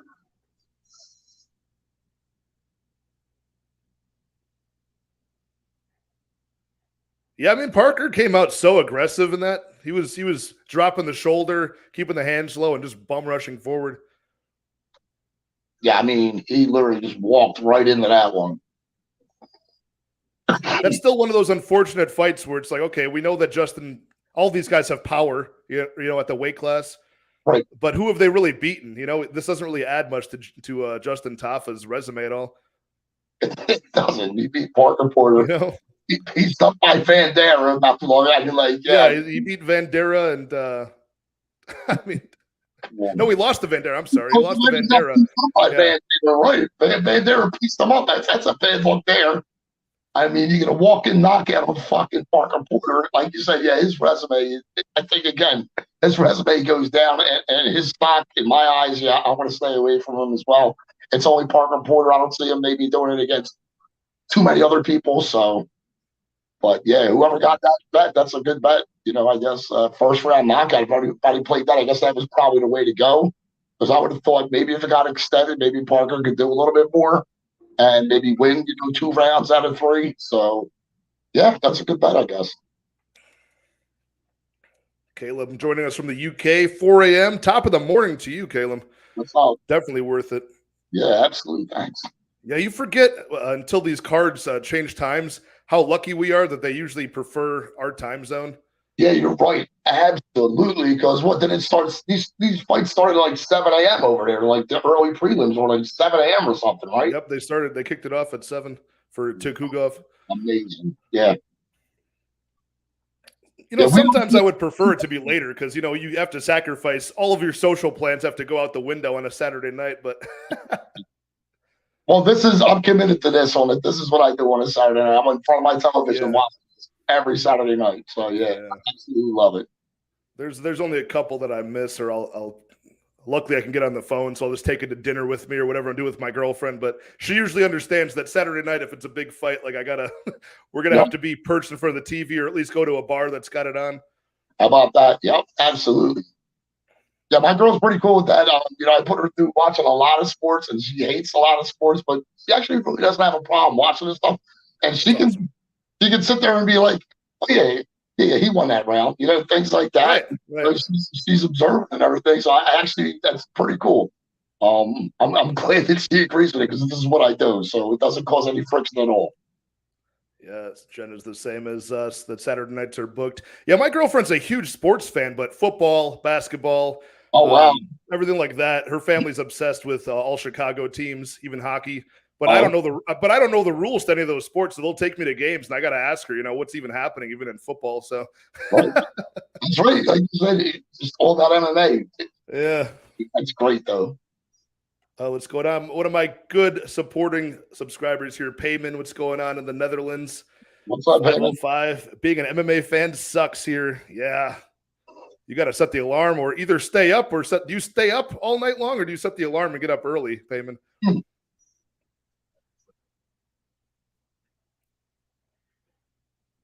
My favorite time, Mushroom, when the fights are on are like the Abu Dhabi Fight Island cards when the prelims would start for us at like 8 in the morning on Saturday. I like that the best, if I'm being honest. I'm good with that. So the crazy thing is, so I work on Saturdays, but my boss will let me take off on days where the fights start that early. Oh, nice. Work. Like if the fight started 2 p.m. or if the fight started noon, like I can leave work or just not go in that day. I get paid for it all. Like my boss is pretty cool. I've been with the company for like 35 years already. So yeah. Okay. Yeah. So you're essential. They pretty much running things. Absolutely. I do sales for the company. I work on the phone all day long. I do like 10-hour days there. And he makes a lot of money on base, so he takes care of me as well. So that's why I don't mind doing it. You know what I mean? And right after that, I come home, jump in the shower, downstairs, got dinner, because wife got dinner cooking. And sales for 35 years, huh? Yeah, you seem like the type of guy that could sell snow to an Eskimo, so I can see that. Absolutely. Absolutely. Like I said, I sent Lou Betcha a picture of this spot, just on the phone that's on my desk that might have been in some of them food videos. I'm like, dude, if you knew how much money I made, me and my boss, over the years on this friggin' landline, it's incredible. So, God's been good to me. I'll just say that. Absolutely, man. So, what do you got here? What's up? What do you got here? KO Elena. Oh, I got Madalena. I don't even know how. I maybe even lean decision. To be honest, hopefully he plays a safe fight and just lets the knockout come organically. Yeah, I agree. That's why I was thinking more like a round 2 knockout. Randy's one of the few guys that has length and range and knows how to use it. So, right. Yeah, I mean, it's going to be no walk in the park. That's why I'm thinking like a later finish. I'm hoping because I do have him by knockout. I'm going to dip out and drain the main vein just real quick before this starts. You got it. You're all by myself. What's up, all my fucking fellow DJs? How you guys enjoying the fights out there? Let me see if I can read some comments in the chat. There's a lot of people in the chat I see that I know throws out here. I see my man Daz is in the chat, Jen in the chat, everybody else that I don't see right now. I appreciate everybody coming out and watching. Thank you guys. Like I said, I love this fucking community, man. There's a lot of us out here, but we are all one. I say this shit in all my videos. Tomorrow you knew it was going to be a hype day. It's the Philadelphia Eagles, in the Super Bowl. So I'm going to do a very good Eagles hype video for tomorrow. Hopefully we can manage to make a little bit of money tonight as well. So is everybody out there enjoying the show? If you can put it in the chat real quick. Look at your old man. I'm going to put my glasses on to read this stuff. Oh, Jack KO for Parlays with Pot. Hey, Jenna Murray, he said, what's up? Like I said, I appreciate everybody out coming out and watching on my debut. I hope to do more of these things. What's everybody got in this fight? Anybody got anything in this fight?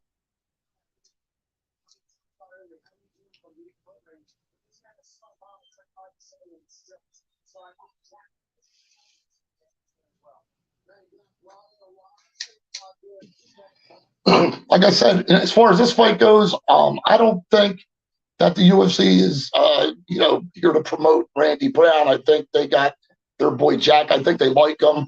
I think they know he's a finisher. I think they're going to try to showcase a finish here as well. Again, I don't think it's going to be an easy thing. It's going to be something that might come through attrition. I don't think Jackson's going to go in there and knock him out. It'll just be attrition. Oh, hey, what's up, Patrick? I was actually trying to talk and keep the chat and everybody going while you were going. Hey, keeping the stream alive, my friend. That's why you're here. That's why you're the best in the biz. I try to do that. Appreciate you. Thank you. Jenna saying her cousin literally said in a job interview that she needed Saturdays off for the UFC, and they gave it to her. That's awesome. Awesome. That is awesome. I would have made up some complicated fake story that, like, I don't know, my mother is sick or something. I gotta take care of her or something like that on Saturday nights. I would have just, I wouldn't have come out and said it. That's cool. She was honest about it. And I said, hell yeah. Right. She said, I got to have Saturdays off. They said, why? I got to watch people beat the living shit out of each other, and I bet on it for pleasure. That's what I do. Payman saying he's watched, all 40 events for the year. That's awesome, man. From first to last. Dedication, man. I'm right there with you. Hey, your buddy Parlays for Pot Mushroom says he needs Jack KO in round 1 or 2 to cash one. Nice. Hope it is. Jenna always backing these underdogs. She's got Rude Boy. Oh, wow. Says the under. Sicky does MMA in the house. The chairman, the CEO of the John Jones fan club, if you've seen his posts on Twitter. What's up, buddy? I see him in the chat all the time. Good to see you, brother. Yeah. Thanks for coming in. Yeah, your sister certainly is a diehard. God bless her. So the funny thing is, I was going to say earlier, it's amazing I haven't seen any commercials for that cocaine bear that they were showing last weekend. Oh, yeah. And they just said it. I just heard them say it in the background. This fight brought to you by Cocaine Bear. Amazing. Right.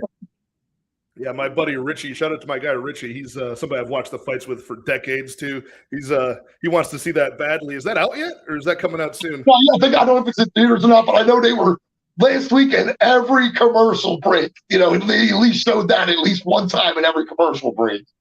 So they were pushing that movie hard. Dude, that's Ray Liotta's last appearance in a movie before he passed away. Oh, I didn't know that. Okay. Yeah, like he made like a small role in that. Jeez.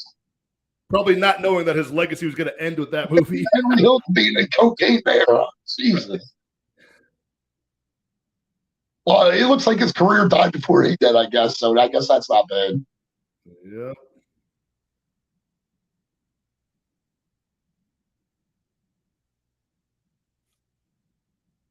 Randy Brown. Yeah. I like Randy Brown. He made his fight with Trinaldo a little bit too competitive for my liking. I had a lot of stake in him last time, but overall, pretty resilient guy. Yeah, absolutely. Like I said, I don't think it's going to be a walk in the park for Jack. And if it's going to happen, it's not going to come maybe one shot right away. It's going to be attrition. It's going to build up over a round or two, maybe. But he's got to get in on him because I mean, Randy's can pick you apart. From range. And like I said, he's one of the few guys with length and range that actually uses well in the UFC. I dug through all the tape on Jack Della. I only saw one other guy early in Jack's career that was the exact same height and reach as Brown. And Jack basically just took him down and had his way with him. I'll take that. But club, no sub. Right.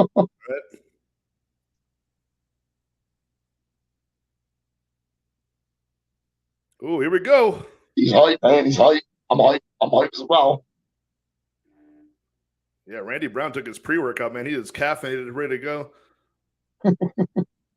He's looking like Adesanya out here. Jeez. Looking like a skinny Adesanya.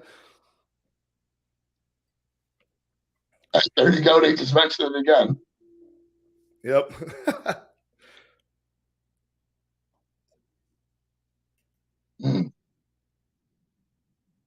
I love guys like Jack that can strike so well out of both stances. It's so much fun to see. Yeah, absolutely. Yeah. Power from both stances. Absolutely. Just seamless. Like it's so fluid.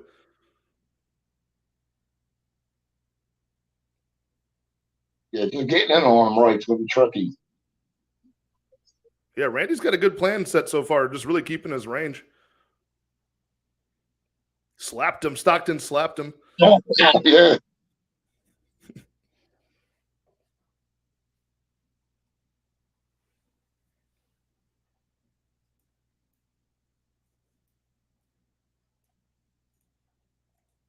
Yeah, you're right, Earl. I think Cocaine Bear is this yeah, it's this generation's Magic Mike. I'll take Cocaine Bear over Magic Mike any day. Maybe Jenna will disagree, but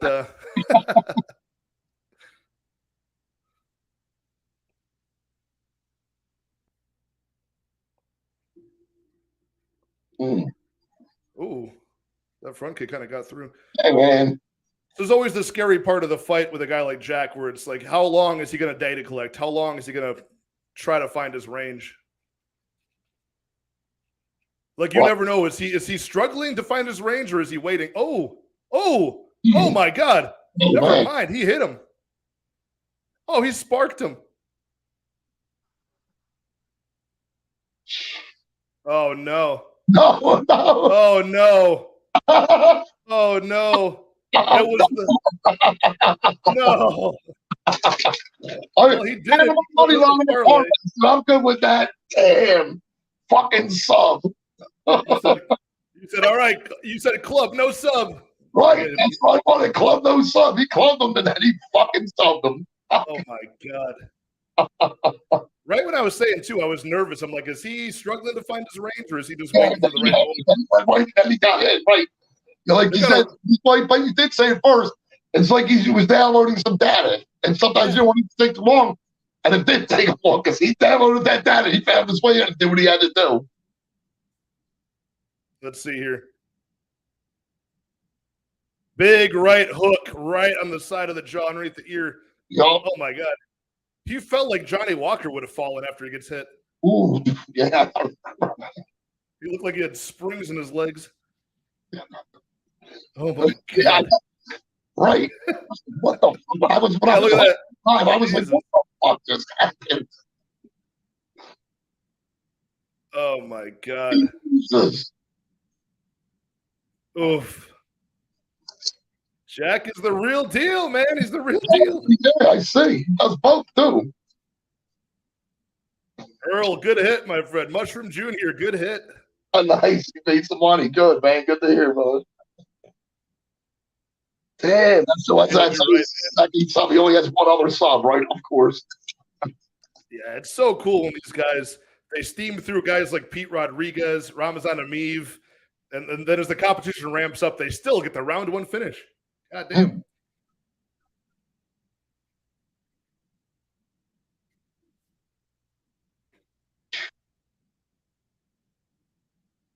Yes. Yo. Well, you're getting your wish, Mushroom. They're really speeding us through this main card. Getting us there, getting us to the baggers, I guess. All right, so the next fight I have just Yair to win by finish. That's a plus money bet. See what happens. I also have him on the money line, on the parlay, which finishes off with Yair and Makhachev on the money line. Okay. Oh, Yeah, that's close round sprinkles for Yair. I have Yair sprinkled round 3, 4, and 5 as well. Yeah, I'm very interested in this Yair fight with Emmett because this could go any number of ways over 5 rounds. Absolutely. Yeah, I mean, Emmett hits hard. Emmett can bloody you to fuck up. You know what I'm saying? He can make you look real fucking bad. I get all that. Again, I'm hoping with a little bit of survival of the storm, so to say, and that Yair just takes over the later rounds and hoping, Emmett slows down a bit. We're just all hoping. But I can kind of see it happening as well. So, and then Yair really takes over, maybe puts it on him and catches him with something, some crazy, kick or punch from here or something. It's something just something happens to end the fight in those rounds. But I don't think this goes all 5 rounds. What's your opinion on this one, Patrick? Yeah, I would say Yair by decision is the way I see it playing out, but there's a lot that can happen in those 25 minutes. And, with the creativity of Yair comes risk, right? Like he could get himself, he could swing wildly and miss wildly with a kick and get countered with that. Josh Emmett closes the distance pretty fast, but. Right, so. I don't know. Josh Emmett is such a puzzle piece to me because, like, he steals these decisions with the big moments. So it just depends. Are the big moments going to come, or is Yair just going to kick him to pieces? Because you saw the Kelvin Cater fight last year. He's got the jab, he's got the boxing, but Yair's got like that built-in jab with the lower body as well. Like he'll be using those kicks kind of as a jab. Yeah, I mean, to be honest with you, my very first thing I had was Yair by decision. Like that was my very first lean. Yeah. But then, I guess you hear the word on the street, about hip injuries, and Josh Evans been a lot of time with his bone, but I'm just hoping it comes to fruition. I really think there's a chance this fight could end late on the Yair side. Early could be Emmett, or a decision could probably even go Emmett because he can, like I said, he can make you look real bad, bloody up, cut you up. You know what I mean? So, yeah, you can do all the damage for 4 minutes of the round, and then he lands one knockdown on you. He makes you stumble with the big overhand rights, and then the judges give him that round, That's right. He does all the knockdowns as well, right? So, yeah, absolutely. Jenna, it was brutal. It was brutal. What does that do to your DraftKings lineup? Is that something that affects that, Jenna? I got to learn all that stuff, Mushroom. I'm old school like you. I just do the straight gambling side of things. Yeah, I don't mess with it. You know what? You heard of this Prize Picks stuff? That actually seems like a good way to attack it. Just because we're already assessing like how many takedowns the guy's probably going to get, how many strikes he's probably going to get. You're already putting that in your strategy to pick your side of the fight, right? Yeah, so it seems like that could be a cool way to play a fight gambling wise. Absolutely. Yeah, I could look into it. I really don't like to do stuff on my phone. Again, I hear all these people online that throwing everything on their phones, so they get these limits and everything like that. Yeah. I mean, I can do the kiosk, I hit anonymous, and I just do my thing. You know what I'm saying? So, yeah. See, I live in Wisconsin, where it's not sports. It's actually not legal in this state. So, but I work in Illinois, so it's legal there. So I'll use the legal books there. Okay. I do everything online. I don't go to the casino for it. It is about to be legal in this state this year. So there was a point, right? So during COVID, when the casinos in Philadelphia were shut down, even the one in Bensalem, which is right outside of Philadelphia, was shut down. Literally for 3 days, drove to fucking Atlantic City, which is 90 miles each way from my house.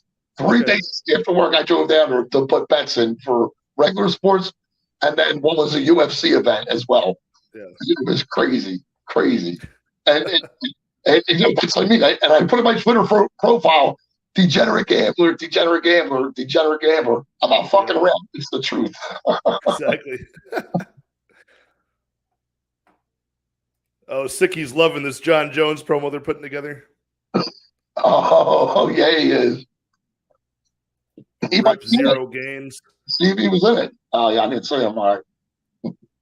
What do you think about that fight, Cyril Gane and John Jones? If that fight does happen, if John Jones doesn't overdose in the meantime, and he makes it to the cage, what do you think about that? Well, man, I mean, I know it's, first of all, it's going to be absolute fucking fireworks. I think John Jones might be able to do his thing. At this point, if I had to lean right now, I'd say probably John Jones. I get the long layoff kind of scares me. Sure does. It really kind of scares me at Cyril Gane's athleticism, the way he fucking bounced in and out, his power, you know what I'm saying, his fight IQ. There's a lot to like on that side.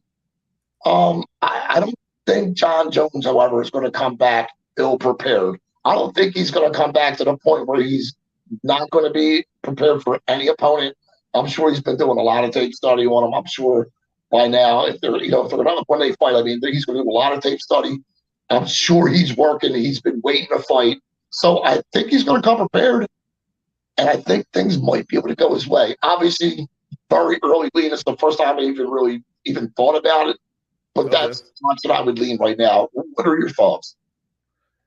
I mean, for me, it's just a stay away betting wise, just because of that long layoff for John Jones, moving up a weight class. It's been a full 3 years off. He didn't look that great the last time we saw him against who are the people that have given John Jones trouble in his career? The Gustafsson fight back in 2013, a guy who matched his height and reach, close fight. Basically the Thiago Santos fight, another close one, a guy who could kind of threaten with the power. And then the fight with Dominic Reyes 3 years ago. It's February 2020. Very, very close fight. Could have gone Dominic Reyes' way, split decision. A guy who could match his reach and his height, So this is a guy in Cyril Gane who's is in his natural weight class. He can match those attributes and the power. He's been active. I kind of lean Cyril Gane, but John Jones is the greatest fighter of all time that's ever been in mixed martial arts. So just early leans, but yeah, I mean, you could probably go either way on this fight, literally. Like, there's two of us in this conversation, and we're on both sides of this fight. And trust me, I'm sure there are going to be many opinions on each side of this fight as it gets closer. If it happens, I'd have to know that John Jones goes for the wrestling. I'd have to know, I would have to know with certainty. But without him being in the UFC for so long, oh, right. God, man, it's tricky, but as it gets closer, I'll have a much better lean, and I'll definitely be looking at that fight as well for sure. And I like all of Sicky's points. Like, you're not wrong in any of these points. It's just the data is just so old. Like, you're looking at fights that happened a long time ago when John Jones probably was in his prime. There's very few fighters that have had two primes in their career. There have been fighters like Dan Henderson, Vitor Belfort. Some of these guys have had two primes. Fedor, but John Jones probably is that guy. He probably has two primes, but he's the 3 years older man now. He's 35. This isn't 23-year-old John Jones anymore. I get it. I want to look into that. But I mean, like I said, right up, the first things that jump off the bat is his athleticism, his power, his in and out. I mean, he could be a problem. That's why I said I'm sure there's going to be a lot of debate on this fight, and I can't wait to get into it. It's going to be great. Yeah. And it's hard to I never like bringing outside of the cage things into the fight, but there is, John Jones, he did very well when he was living his reckless lifestyle, but he was younger then. What is he still living recklessly? Is he like a musician where like all the heavy drugs and partying, does that help him? Maybe he's better off doing all that. You remember the words of your songs. Maybe you don't remember a move or two. I get you. Right. You forget things that are in your repertoire already. Yeah, absolutely. That's a great analogy. Absolutely. I don't know. Yeah, he'll be on the secret juice for this. Well, he better be. He Oh, better, and he better have a better team around him that can help him pass you these would drug do tests. everything you can to have any sort of advantage when you got to face Cyril Gane. That's just the bottom line. Yeah. You know, I mean, he's good. There's no doubt about it. There's no, but I don't think it's an easy out on any side unless at this point maybe Jones is washed a little bit and we just don't know it yet because it's been such a long time and who knows. And obviously Cyril Gane is probably getting better and better every fight. You know what I'm Right. saying? So That's kind of my point. Like we've seen the best of John Jones, probably. absolutely. Have we seen the best of Cyril Gane? Maybe, maybe not. I don't know. Maybe, but I don't think so. I think if he wins, he's probably going to win emphatically. I think, and probably end up being a finish. If he's going to win, yeah, I could see it. Again, now you got me double guessing. But then again, that was just quick. But again, I don't think it's an easy out on either side for that fight. So yeah. And the money line has moved. It's like it's what moderate favorite for John Jones, like -150, -160 for Jones. I want to say. Okay. Maybe not quite that much, but at least -130. I haven't even looked at it yet. I can't wait. Yeah, definitely. Sicky, what odds did you get on John Jones? I know you put a few units on Jones already. I know he did for sure. Yeah, I'd be annoyed with that too. If he came back for a payday and it's washed. I mean, oof. He's got doesn't he have at least a couple kids? As long and as he hasn't fought. That Lewis washed. Yeah. So it'll be wild if he comes back at heavyweight and actually is active again. All right, first title fight of the night, co-main event: Yair Rodriguez, Josh Emmett. Yeah, on the Yair side, on the money line, I have him in a part of the money line, and then I have him by finish in a single bet and some brown sprinkles as well. So let's just got the money line.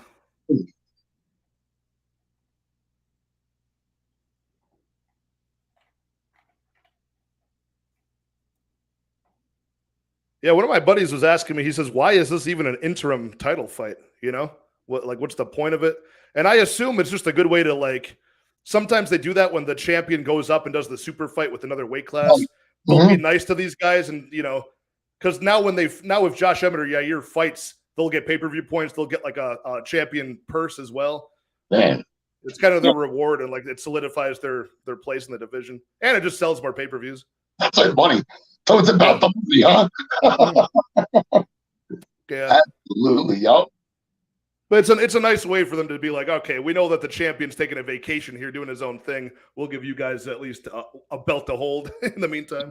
In the meantime, let him drop back down and take it right back. Yep.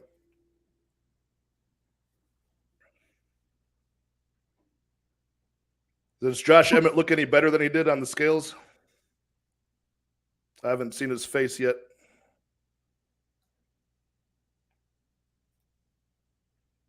Yeah, he hasn't bet it yet. Sicky has not bet John Jones yet, but it's going to be his biggest bet. Okay. And you think he's going to go to -180? All right. Yeah, I'm interested to see where that line goes. I bet there's going to be some back and forth movement on the market. Absolutely. It's going to move. Yeah, like you said, back and forth for sure. I'm just so scared there's been so many times, Mushroom, over the years where you've had a John Jones fight about to happen, even 3 days before the fight happens, and it's canceled because he pops positive or he crashes his car or he kills somebody or whatever happens, and the fight's off. Right. So usually how I work it with the casino, so they won't give me prop bets there until like Wednesday-ish. You know what I'm saying? They might start giving me some props. So if I see any money lines early in the week or maybe the week before I want to smash, I'll do it then. Yeah, because you never know with some of these lines. I mean, they can just move. Hopefully you get them, to your advantage. So, yeah, it's what it's all about. Sometimes it's about the number, not so much the fighter. Right. I'm just stuck to that more. Sometimes you start liking a guy or you stay a couple fights on maybe only his last 5, and then you're like, oh. And then you might like his style or something that you become like, oh, I like that dude. Then, fuck that shit. I don't care whether you like him or not. Bottom line, sometimes it is about the number. You know what I'm saying? Absolutely. Kind of like the fight in the main event with Volkanovski being a plus 300 underdog. It's like that kind of is And that's by the principle of the numbers. That's got to be the side, right? That's right. Absolutely. It's Even so though I'm going against that personally, I bet on Makhachev like that. Well, I can't help but say Volkanovski is technically the side you'd want to be on. You can't fault anybody for taking that bet, and if they take that bet and that bet hits, they look like, yo, I fucking told you. You know what I mean? Like it's a crazy number. That's why when we had James from Lucrative MMA on, and he was on the island of the guy picking Volkanovski, basically saying he's got more than a 25% chance to win. I'm like, man, I wish I was as disciplined and as smart as you are. I wish I was on that too. Absolutely right. Yep.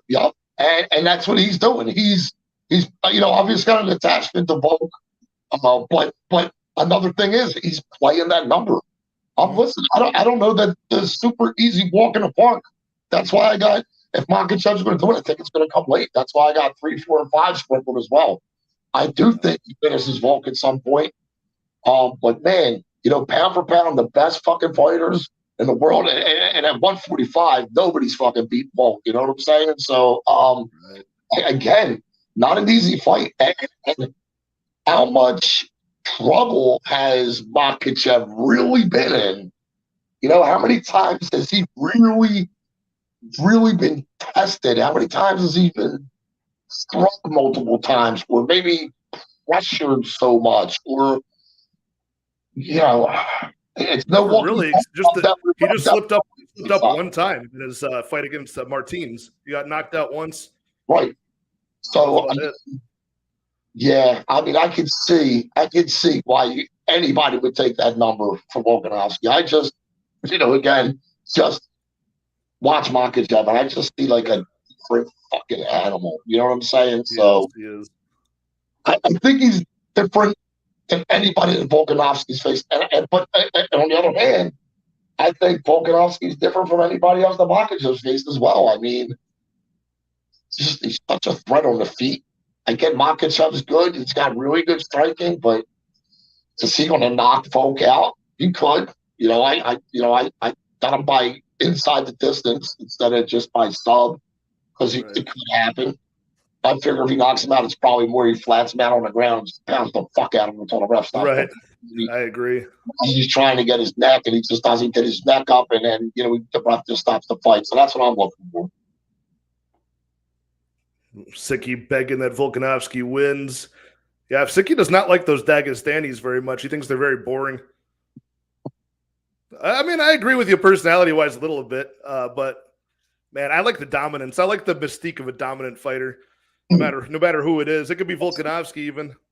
Right, and especially whatever style, to be able to mix in the hands like Makhachev can. But man, the relentlessness in his fucking grappling, and the fucking, he twists your fucking legs up, and just that fucking grabs your fucking wrist and gets that handcuff. I mean, just the things he does are just fucking phenomenal. He gives you no room. My favorite thing that he does is like he'll let somebody think that they're going to escape a position. And as soon as you advance. That's it. Like as soon as you move, that's just for him to get further. Yeah. Like you said, absolutely. It's like watching something on National Geographic. It's like watching a python wrap up like a guinea pig or something. Like he lets him think he's got some breathing room, that he squeezes even harder. It's just that last little bit. That's it. Yeah. Yep. Yeah, I mean, I think this fight's going to be a banger. Again, inside the distance on my side, so we'll see. They're even giving Josh Emmett that half of an inch, 5'6.5". He definitely asked to put that on there. He's like, no, I'm 5'6.5". Put the half on there. Give me my respect. Yeah, and a half.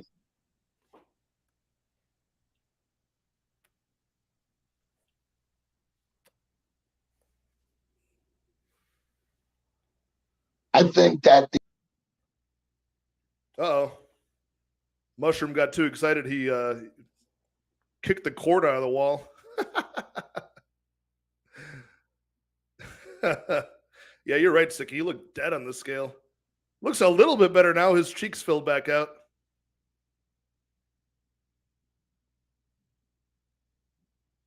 Yeah, those guys, I'm sure, hate doing those post-fight weigh-in interviews, man. It's like, or the post-weigh-in interviews.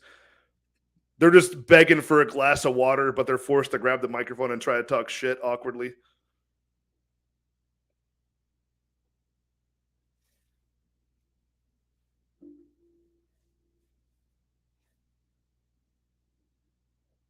$12 of you guys in the chat watching these fights with me. You guys got any bets on this fight? This is my second money line. I got the Modestas Bukauskas underdog shot. Now I just need Yair.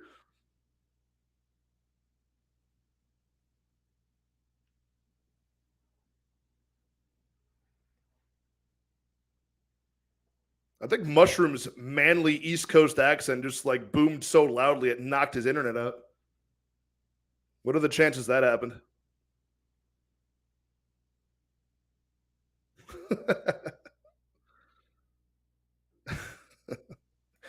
R.I.P. Mushroom. Oh, you live bet it? What odds did you get?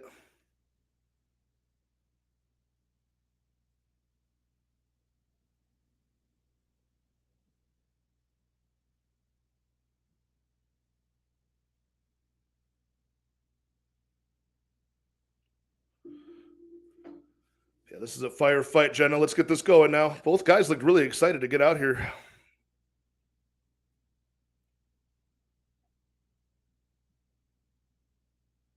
This is an exciting fight. I'll get Mushroom back in here. Here he is. Let's go down, brother. Sorry about that. I don't know what happened. I thought my phone was dying or something. I randomly got my cord hooked up. Oh, gotcha. I said your masculine, booming East Coast accent knocked out the internet. Thanks. Just knocked it right out. A lot of people can tell I'm from Philly right away when I talk. You know what I mean? Like, yeah. I go anywhere, when I go anywhere, vacation, anywhere, if I'm in the store, at a bar, whatever, they know as soon as I walk in. I'm like, I'm like, yeah. Or at least they know East Coast, you know what I'm saying? For sure. Yeah. You sound like you could have been on The Sopranos. Old school. Yeah, old school. Come on. Said, yes, Jenna's basically dead on DraftKings because of Prado, Brown, Menefield, etc. Wow. It's been a tough, unpredictable night just because of some of these heavy favorites that have fallen, especially Tugugov to kick off the night. You knew when that did not happen, it was going to be a wacky night. Oh, my God.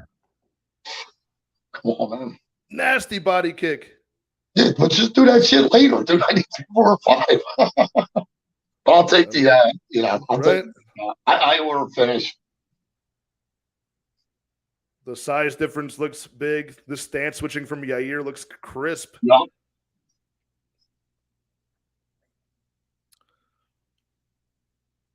I'm not trying to steal Wheezy or Brady's shtick here, but what's with the haircut of Yair? Why has he got it cut so high? I don't know what it is. I looked at it for a second, and I'm like, I don't know if maybe he looks like he slapped a toupee on.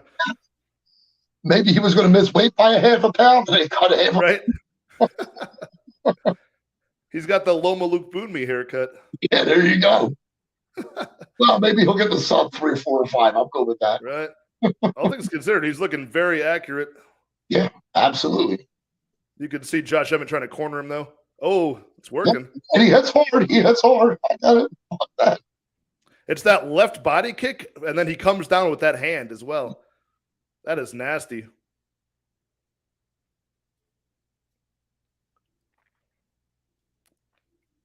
It is so scary every time Josh Emmett rushes in. Every time he lowers that shoulder to throw that big right hand, that is scary. I mean, just a knee, flying knee, anything, catch him coming in. Right. I mean, he does lower it so low coming in.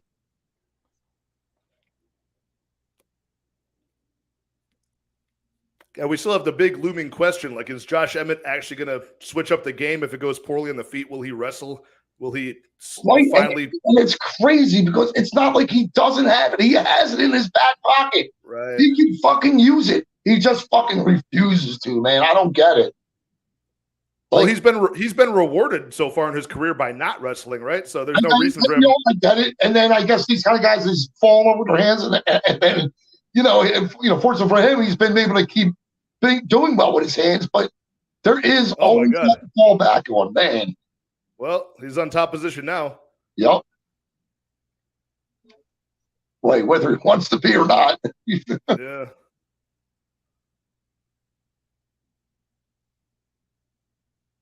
Yeah, I mean, this is what we were talking about before, right? It's I think Dominic Cruz just said it perfectly. It's like no matter how many shots Yair has landed so far, all it took was the one big moment from Emmett. Yep.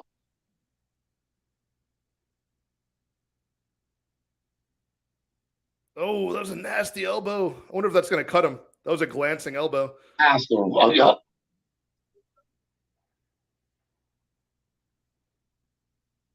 Wow. And this is really the only time you see Yair struggle or like lose a fight is when he's controlled on top. Right. And just again, just a fluke way. Of course, it wasn't Emmett going for the wrestling. He focused right on him. Like, so, oh man, nasty.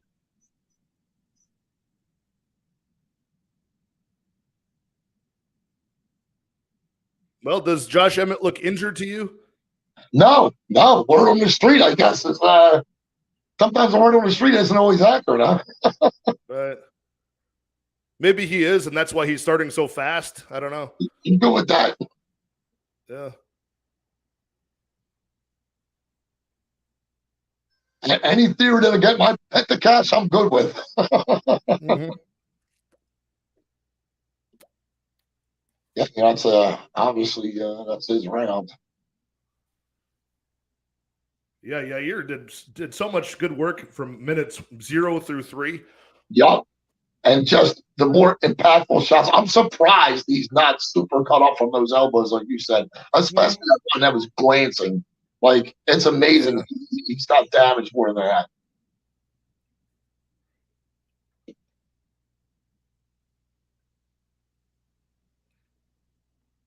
Oof.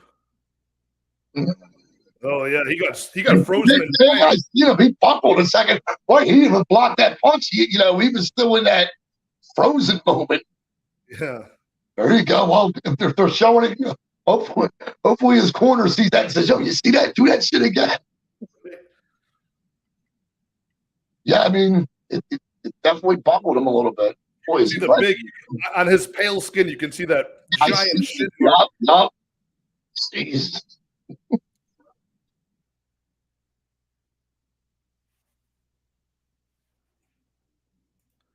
I mean, I don't disagree with that, Sicky, to be honest with you. Aside from the one moment, it's just that's how Josh Emmett works, man. That's how he wins these moments every time. Right. We're gonna be sitting here in 20 minutes, like the Cater fight last summer. Like, how did he pull it off again? Right. Oh yeah.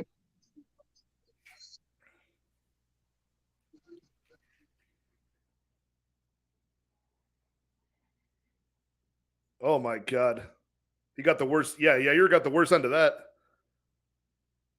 Oh. Yeah, the body shots are buckling him. Look how timid he is now.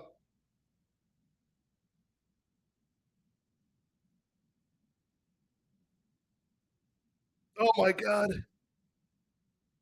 Yair's piecing him up. Yair with the body shots. Yeah, now Josh Emmett wants to wrestle.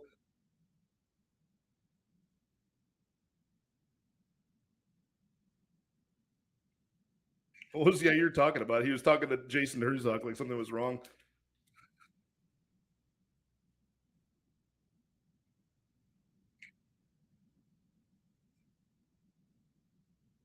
Mushroom's gone again.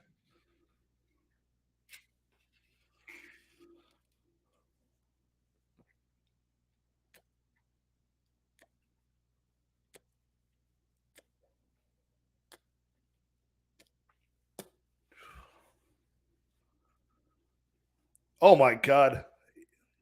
Now after like a half a dozen straight body shots, Yair goes up top to the head. Smart move. Yeah, this is not looking good for Josh Emmett. But yeah, you're just got to be careful rushing in like this, man. He could get his head ripped right off. He certainly found his mark, though. His accuracy is on point tonight.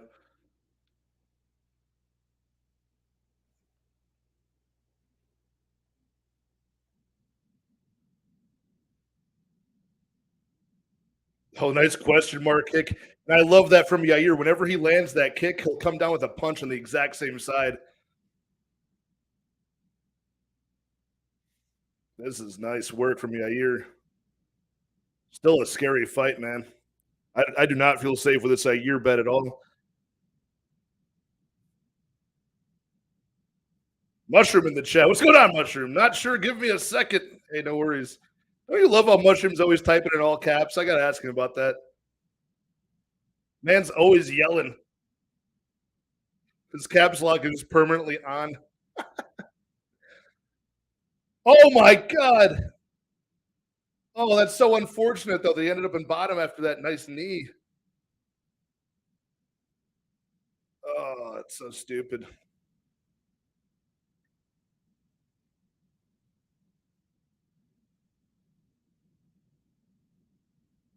Man, he's got to get some elbows going or get feet on the hips and get up. Oh, I hate that. I hate when a guy is winning every part of the round and that ends up on bottom. That is so frustrating.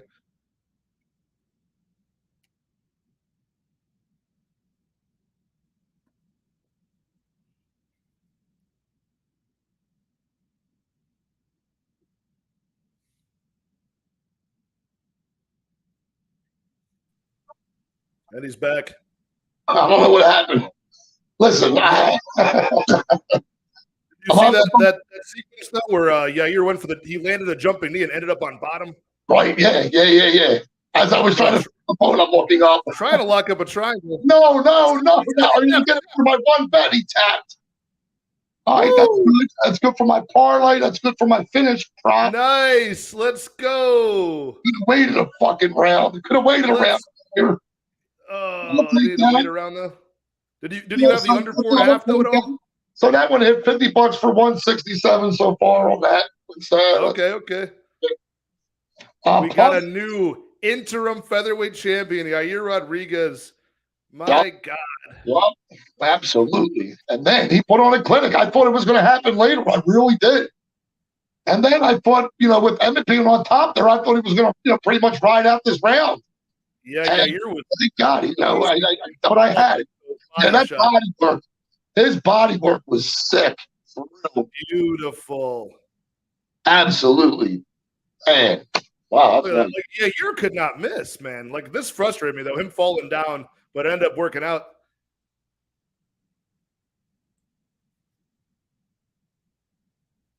Yeah. He's saying it was going to be a Yair sub. Man, I mean, that's a good call. I would never have guessed that. Yeah, absolutely. Good call. That's why I took inside the distance, because it could go either way. He could fuck him up, with his kicks, his punches, or he can sub him. I mean, but, calling a specific sub, that's a good call. That's a good call. I like that. My God. Okay. Is that his dad with the cowboy hat on? That's a real Mexican right there. Yeah, look at that. So, yeah, I mean, now I just have a parlay that ends with Makhachev money line.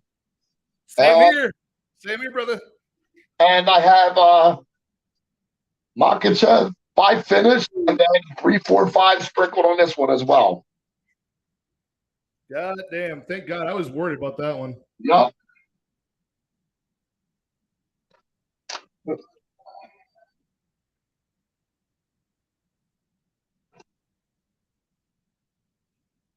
Yeah, absolutely.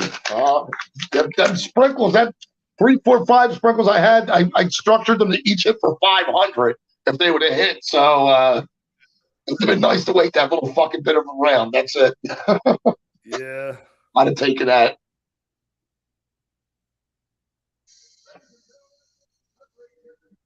Poor Josh Emmett.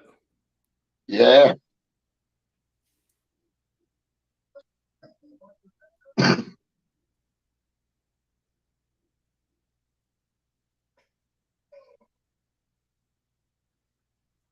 How about that?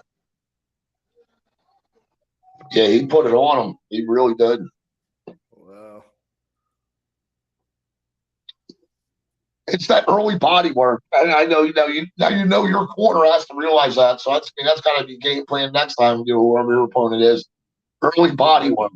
I like that. I always think like I hear them say the announcers, it is money in the bank if you do it right. Like you can really wear your opponent down or get them so fucking scared to get hit in their body that they keep their hands a little lower or make a mistake or flinch a little more than they usually would or something, you know? Well, you and I both saw that in the first kick that he threw when they showed that he froze in time. He froze right in the middle of his movement, Josh Emmett. He couldn't even. And a punch came through where it came right through his guard. His guard was split so much he was looking at the punch coming and he couldn't do anything to react to it. So he got back a second and, kind of got his wits, got his body to react the right way or whatever. Yeah, absolutely. It froze him. He was still reacting to the internal bleeding. God damn. Wow. That audio is.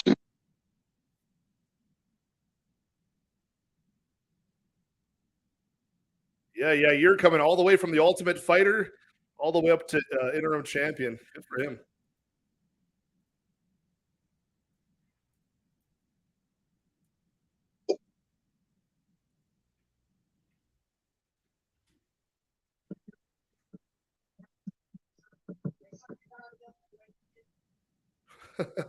I love his Mexican accent, man. So great.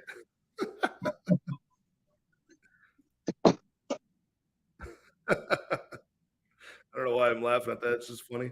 He's got the cowboy hat on. He's true to it. You know what I'm saying? Yeah. Absolutely, man.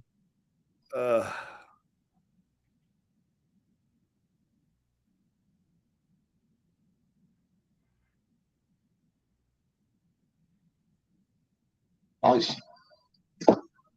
Yeah, Makhachev. Anyway, money line is good for me, but obviously I need to finish and finish late. Let's have. You need to finish in round 3 or 4 or 5? I got all 3, 4, and 5. I have them just by finish, and I have them just by money line. Okay. So the money line ends a small. I put like $10 on like a little. What's it? 6, 7 leg parlay, all big favorites. That looks like it's going to cash as long as Makhachev wins. And just waiting on him to win by finish, which will cash another ticket for me, the $50 bet I put on him to win by inside the distance. And then I have 3, 4, and 5 Makhachev as well. Paper tickets, old school. You know what I'm saying? Yes, sir. Yeah, I had on the night I had 2 money lines, which both cash now. 2 time props with both failed, then 2 parlays. So just need the 1 parlay to cash. We'll be in the green. There you go. That's good. Good. If this parlay cashes, I'm close to it. But like I said, I usually do all parlays, and they're usually fucking degen as fuck. You know what I'm saying? Right. Yeah. I usually put out $200, $300 at the most. This week I went and put like $500 out because I did a bunch of round sprinkles on the last 2 fights, and I wanted to have at least a $50 bet for each fight in the main event that we were going to talk about. So yeah, I mean, let's see. I'm starting to. I feel good about the Makhachev win. We'd love it to finish again. Ooh, I can't believe this fight's about to happen.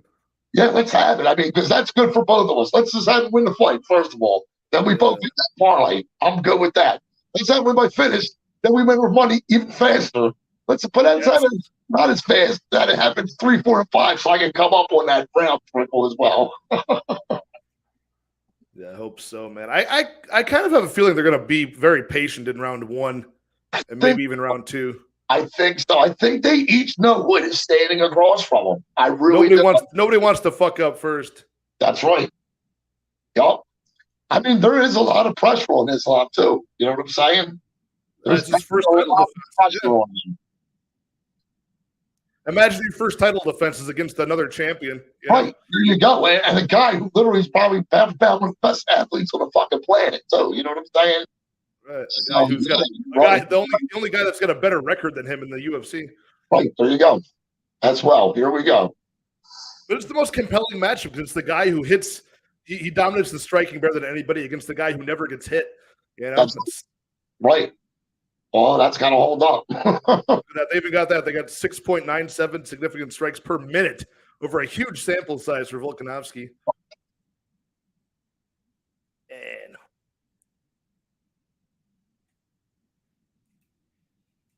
let's see here. That was 1.29 units won off of that year money line.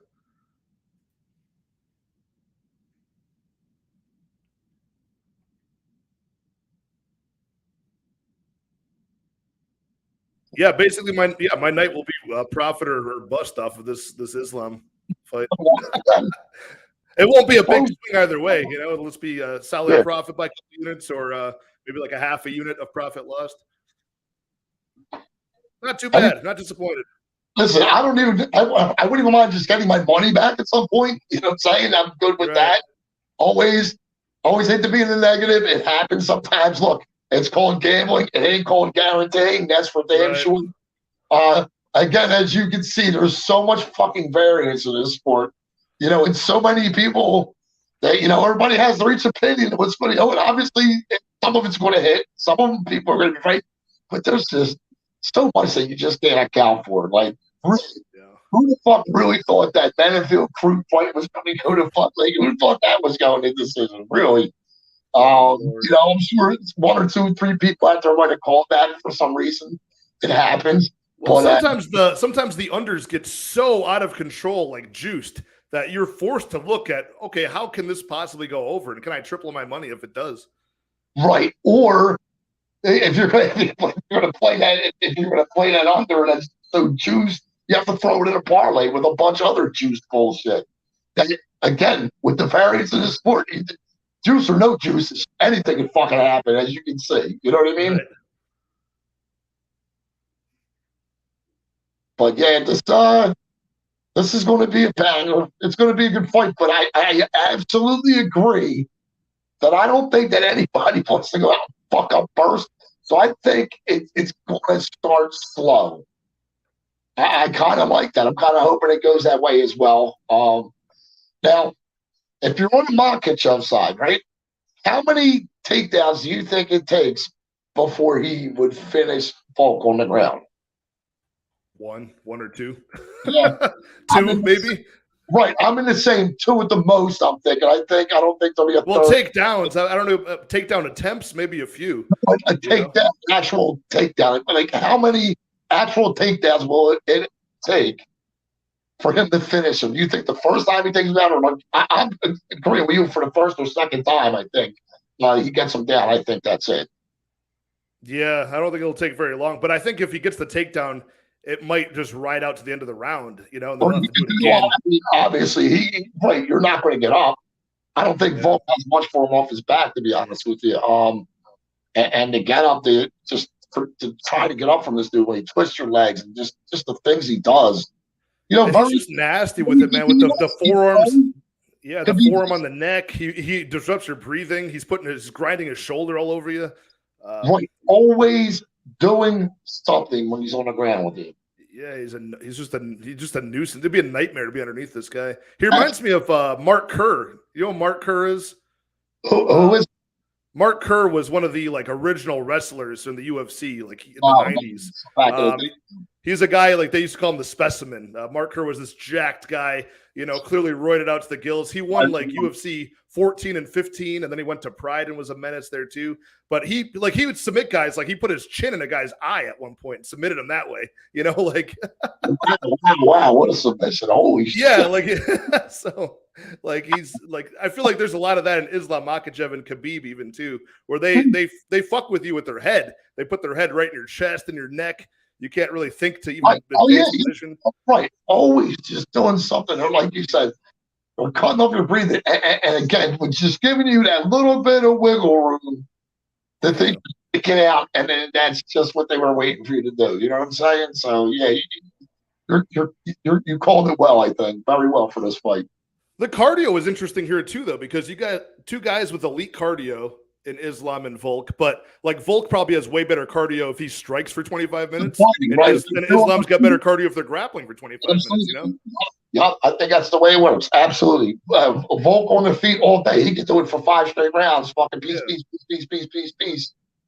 And, it's not chasing them around or whatever, or stepping back to avoid shots. Yeah, absolutely. It's going to wear on them, I think, a lot more than it will Volk if they're on their feet.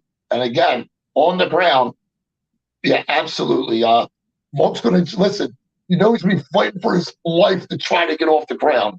So he's going to put everything he can into trying to get off the ground. So I think that in itself is just going to wear you out. Even though as much pressure as I'm putting down on you, it's not as taxing on your cardio when you're on top putting all that pressure down. It is underneath this monster trying to fucking escape, who, by the way, knows what move you're doing pretty much before you do it and is ready for you to do it. So, I mean, yeah, it's very tricky. I can't believe this is happening right now. Whew. This is fun. I got goosebumps. This is fun. Listen, and I've heard them say it before. There's electricity in the air when it's fucking the main event. Honestly, there is an electricity in the air. I'm waiting for something to get close to me. New York. I missed one in New York. I'm not going to let that shit slip by again. I wish they would come to Philly, but if not, I'm doing New York, Baltimore, anything East Coast, even Boston, anywhere if they come close to me, I'm going in next time. So that's for sure. And hopefully it's a nice pay-per-view card where they grace the East Coast for once. Yeah, I want to get to the Apex before they choose to stop doing that. Yeah. What? Tickets are like $2,000 a piece, so it's like it's just always going to be irresponsible to spend that kind of money on a ticket or two. But right, but you know what? Right, yeah, and you gotta watch some of the Apex cards. It's like they just want to fill a card sometimes there anymore. Yeah. I would still enjoy that though. That'd be like watching fights in your living room. Yeah, you're right. I get it. I mean, I guess it's worth it 100%. I agree. That's not the worst price in the world to pay for something that would entertain you for a 6-hour period. I probably spent that in a fucking strip club when I was growing up. In a 6 or 7 hour period, I probably spent $2,000. So what the fuck's the difference? Right.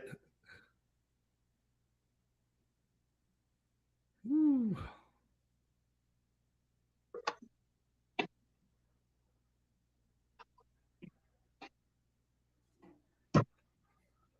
Sicky's praying for the Volk upset. Jenna's already watched the main event. Yeah, we're on it now as well. Nice. Watching Volk getting greased up here. Yep, that's where I'm at. Yep. Yeah, we're both live. How about eyebrows, nose? Yep. Ear, pat on the back. Dude, the other dude just switched places when it walked up. Took the pat down.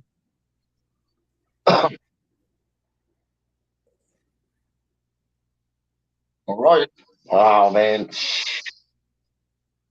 I mean, if we feel this way, like all hype about this, imagine what this motherfuckers feel like when they're walking into the cage. I can't imagine. I mean, I guess you get used to it at some point. Probably. Yeah. But I'd imagine there's still got to be something inside, got to, fire you up or whatever a little bit. It would just be like, don't fuck up early. Don't fuck up. Don't get knocked out in 10 seconds, Right. Don't get Ben Askren. That's all I need to do. Just not get Ben Askren, and I'm good. That's step one. That's step one. That's a good first step. You're working on a lot of levels, so that's a good first step. Yeah. Absolutely. That would be my goal at any point. Would just be like, can I survive past 5 seconds? Then at least I won't be the worst. Absolutely. And you won't go down as the worst.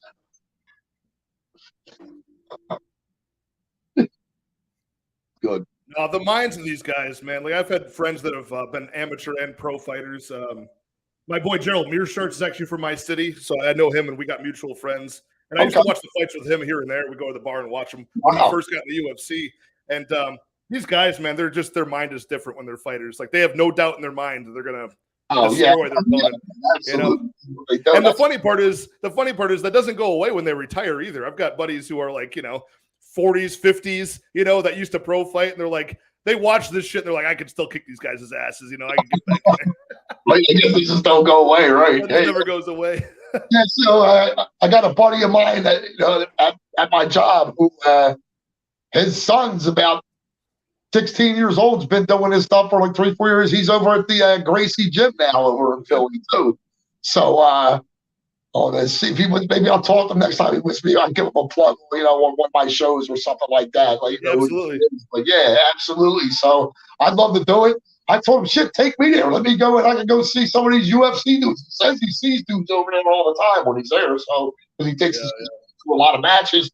So apparently he sees dudes over there. Maybe I can go over there and connect with some of these fighters that would absolutely help. You know what I'm saying? Yeah, you're in the media now. You got a reason to be there. Absolutely. That's what I'm saying. I'll make a Rob little Lawrence. look. See how I drew that? I'll just throw a little pass and say, a thing that says press. That's all. You're right. Tried. Rob Lawrence says I really need the unders in this. Yeah. Let's do it, man. There's a lot of people down right now for sure. There's a lot of unders that didn't cash. Things didn't go our way, but crazy shit. And then shit they thought would go further that ends in, a minute and 6 seconds. Rob needs the Islam sub. Let's do it. Yeah, Rob. That's my man, Rob Lawrence. I talk to him in the chats all the time and shit. That's my man. Violence. Me and him always say violence to each other. That's my man. Violence. Let's go, Jenna. What do you need on this? Is your DraftKings dead tonight, or what do you need on this one?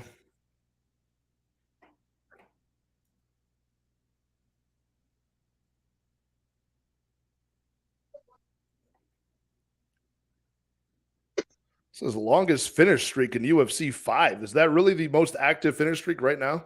Wow. That's shocking. 5? Yeah.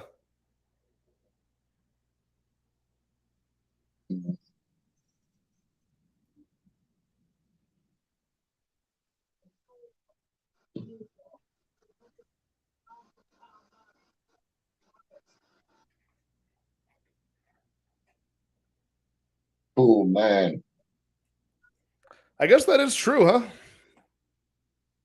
can't think of anybody with more finishes than that in a row. Right, we're 5 in a row, right? That's what they I want to say Ngannou, but even his last fight, he's not in the UFC anymore, but even his last fight was a decision. Right. Yeah, I'm 5 in a row.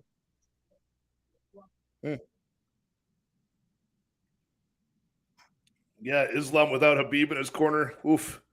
That's right.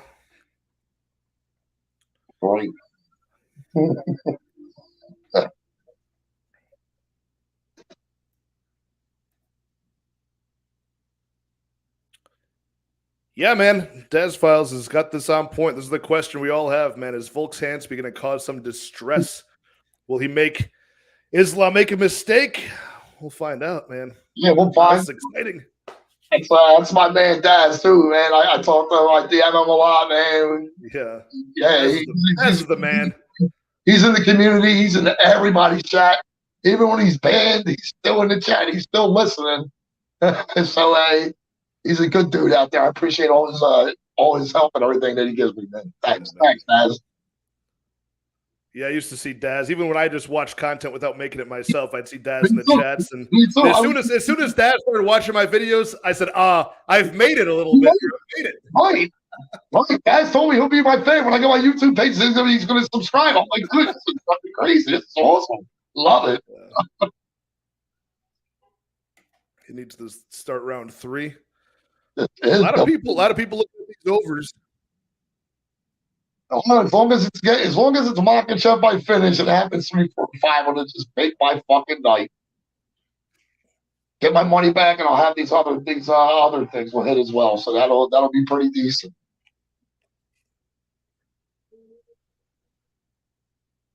Oh, they got to give the lighting guy a tip, man. He timed that perfectly. It was right there. It's the little things. It's the little things that makes these things big productions. Do you know what I'm saying? Mm-hmm. There's a bunch of little guys that don't probably get a lot of credit on this shit. I don't see them running credits at the end say lighting by this and camera work by this. And, the guy who does the gap. I did that in college for a bit. I worked in technical theater for a while in my college days. Yeah. What particular, did you have any particular thing that you did? I did musicals. I also did symphony orchestra as well, Okay. Yeah. So I did the lighting and sound for that in college. one of my many odd jobs. Was that like running a lot of wiring and just having light placement and all that stuff? Yeah. Excellent. I liked it a Spotlights. lot. It was fun. Damn. Okay, I got it. Ooh, let's go. This is going to be a fucking banger. Habib looks. Habib without Habib, man, this guy still looks confident. I don't think he needs Habib. I'm okay with that. Well, you have to be. I mean, so I'm okay with it.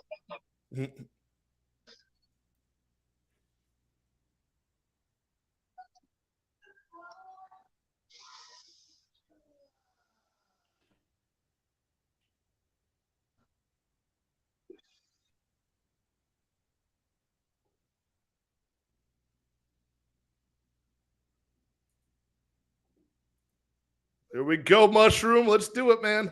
Let's go, Patrick. Fucking right. Everybody in the live chat, it's time. Championship versus championship. Let's go, baby. Let's fucking go. Love this shit. Let's fucking go, baby. Woo! And yeah, violence. Definitely violence in this one. Let's fucking have it.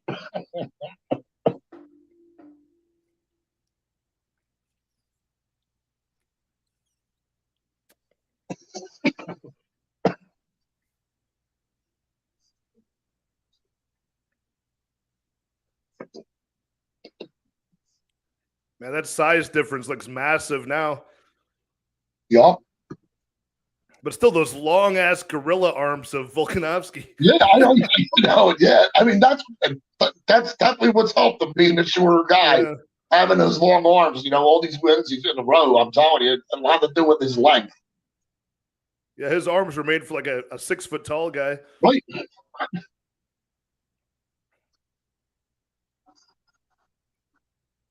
You can see them playing that outside foot game right now with the opposite stances. Yeah, they're both trying to have that foot on the outside. Right, yeah, on the outside, right. Yeah. And they're trying. Oh, Volk. He's smiling.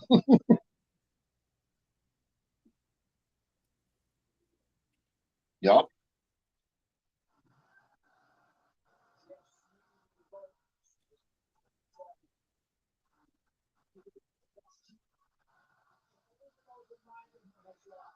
Ooh, getting a little switch stance going. I'm telling you, fucking switch. He's trying to feint his way in range, Volkanovski.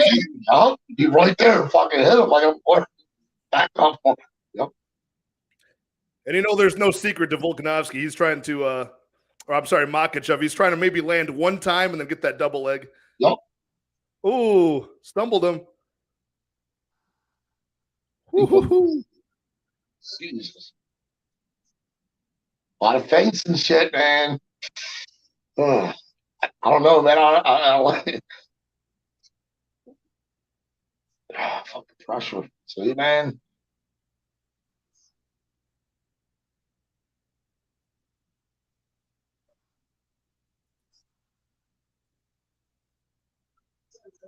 I was talking about Islam looking a little red around the rims of his eyes there. Mm. He's definitely focused now after he felt a little bit of that power. Yup. Hey Rob, I appreciate you, man. Yeah, me and Mushroom, we gotta team up and start doing more of these. This has been a lot of fun, Mushroom. Oh, thanks. I appreciate it. Yeah, anytime, man. Just let me know. A couple of days' notice, I'm ready for you, buddy. Just let me know. I knew it couldn't fail. I didn't think so either. It'd be nice if Cody was here as well. It's a shame he couldn't make it. I know. We'll do it next time. Oh my God! Islam getting the hands going. Finished with a high kick. Oh, and he got in range. See, he just needed to land one time just to get in range. Now, how easy will this takedown be? Let's see here. Oh my God! This is the moment. All training camp, all you're doing is just making sure you don't get taken down right now. Yep.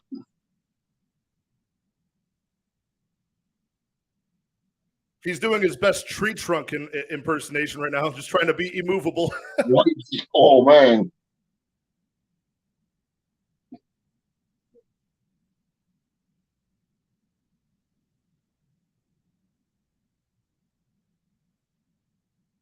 Yeah, he's the hand fighting's what's keeping him up on his feet. Oh, Oh, little fence grab. yeah, he definitely Oh, tried. fuck. Dude, just wait till 3, 4, or 5 to do this shit. Dude, don't choke him out yet. Well, there's only 60 seconds left. I think he's good. All right, that's good. I like that. Oh, yeah, that's right. Yeah, I didn't even look at the clock. I'm so focused on what's going I on. know. And I always say this to my wife. I'm like, listen, so when I watch these fights and I have money on them, I kind of see what's going on, but I couldn't tell you what happened 20 minutes later. I have to rewatch the fight to see exactly what happened. Because, hey, when you have money on it, it seems like I'm super focused on just what my guy's doing. And sometimes I kind of miss what the other guy's doing. Sometimes when I'm watching it, oh, fuck. Islam trying to turn the neck. I don't think it's going to I work. don't think he's going to stop the first. I don't think he's going to get this one here. No. He's kind of chin down deep. Yeah, that's all. Survive. There you go. Yeah, I think he's good right now for 20 seconds. Now you're like a neck or a jaw crank right here or whatever. I think he's You good. saw the yeah, it doesn't even look like Islam's really going for it all the way. It doesn't. Because he knows he can't get it perfectly. The fence is in the way. Right. So why burn his arms out this round when he can do it next? Yeah. Folks laugh. Look at him. I'll do it though, dude. There you go. That's a good mental victory for both guys, though. Like Islam got him down, and Volkanovski survived. So absolutely, yep, absolutely, great. No, but back to what you were saying when you got cash on it or you're watching. Like I can watch it scoring the fight, or I can watch it as a fan and enjoy it. I can't do both at once. Right. It's kind of the same thing, right? Yeah. If I watch it objectively and I'm counting strikes and control time, then I can judge it effectively. But if I'm having fun, I can't really judge who won a round. I got you. Oh yeah, I'm always kind of a little more biased. Like I think, well, he just did enough to get this decision and stuff like that. You know what I'm saying? So. Volk's recovery is something else, Des. I'd say first round goes to Islam for sure. I mean, he bested him on the feet. He stumbled him, and he got him down in the control time. So he was very close to. He was the closer man to ending the fight. Had the control time and the strikes. There was a threat. I mean, for a second or so, I thought there was a threat of the sub already. Yeah. Couple of minutes control time, better strikes. But both guys found their range. Yeah.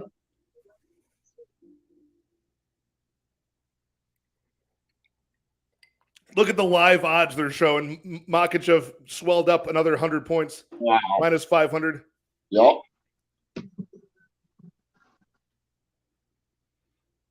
Still wouldn't be a bad spot to live bet Volkanovski. I still don't think it's a bad spot.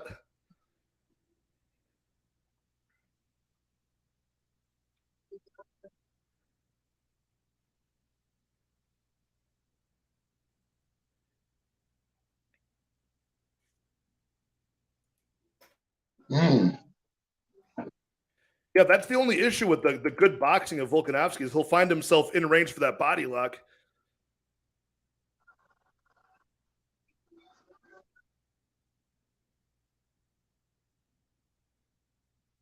Yeah.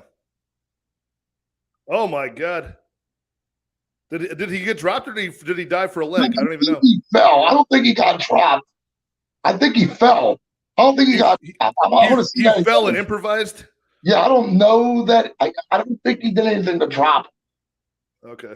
I think it was, I think, I'm not sure that somebody in the chat saw something different. I don't think I saw anything that the guy did to drop him.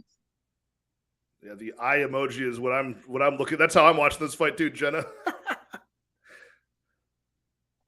Yeah, Volk does have very good fight IQ, in-round fight IQ. Right. And the cardio, man, the cardio and recoverability. Woof.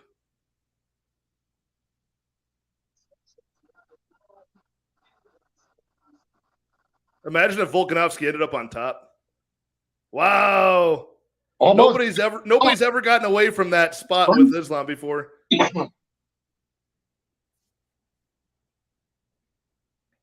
Yeah, he's really making Makhachev work here, man. This is I don't know about the cardio of Makhachev anymore. You got to reverse.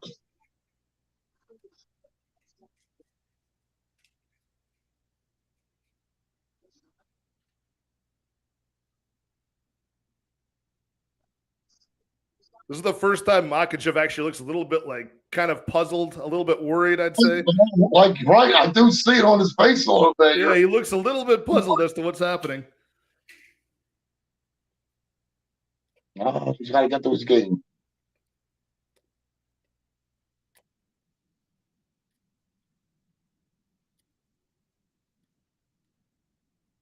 Come on. We're dancing halfway through round two. We're over halfway through round two. Yeah, and the opposite stances make this really weird too. Yeah, I think it's throwing him off. I think the pressure, I think, is throwing him off. I don't know that many people do him. I'm really surprised that Makhachev's not going for takedowns in open spape. I haven't seen him get hit really clean. You know what I'm saying? You know, like he usually landed the left straight. Oh shit! Tagged him. Jesus. He's finding his mark with these strikes. See, I'm just so surprised that Makhachev's not diving for the takedown here. Right. I know. You're right. He's just staying on his feet. I hope he didn't fall in love with his hands. Yeah, I know, right? That would be horrible. But if he did, knock him out. Just not yet. Just not yet. Not yet. Yet.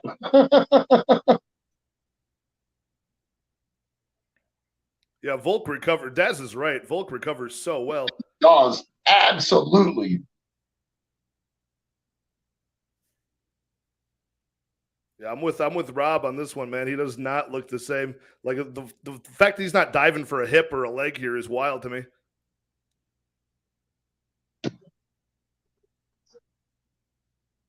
Yeah, like when have you seen Islam fight like this? Like be content in the clinch without diving for the level change. Folks will take him down. Wouldn't surprise me at this point.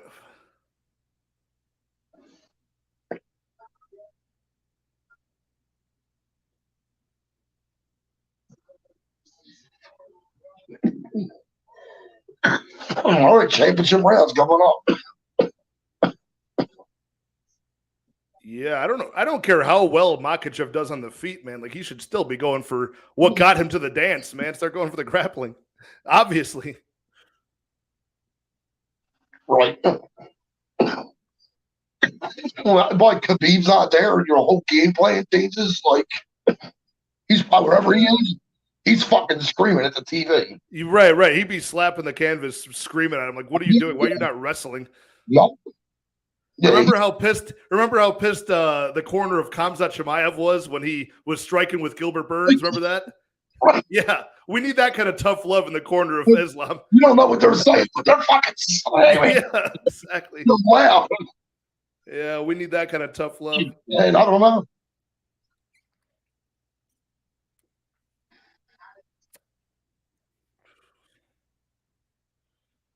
know. Who won that round? Tough, because I think if Makhachev just gets one takedown, you could probably say he wins that round. Right. But he almost knocked him down. He stumbled him. There was more visible effect on against Volkanovski. Yeah, I mean, it did look like Volk was like for a second, was touched by that one punch, and then, like you said, his recoverability is fucking awesome. Hey, let's go, Daz. Fight starts round 3. Let's go. There you go. There you go. Man, Daz making money. That's good to hear, man. Good to hear, brother. Yeah, one each out. I kind of tend to agree with you.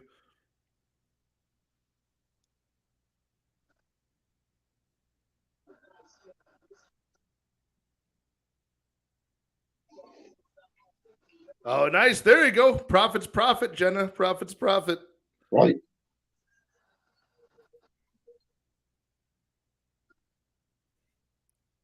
Sometimes breaking even is like the best thing in this game because you either had a chance to win a bunch of money, that's right. Then you're in the same spot you were yesterday. That's right. Love it.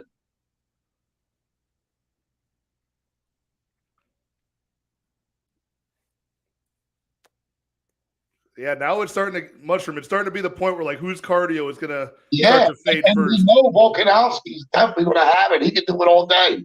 Yeah. But I think the reason is because Islam is striking with him. Yeah, right. What kind of right? If you want to zap this guy's fucking cardio and you don't want him to be there late, zap it early. Just get him down. Get him down. That's his. Like you said, it got him to the dance. Why is he not doing that?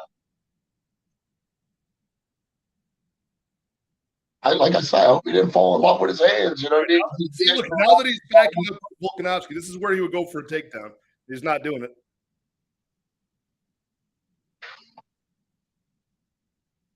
Rob's calling this amateur league. Did Man of the Library say something about this? I think I might follow him on Twitter, but I'm not sure. I know he's always got very weird takes about things. Yep.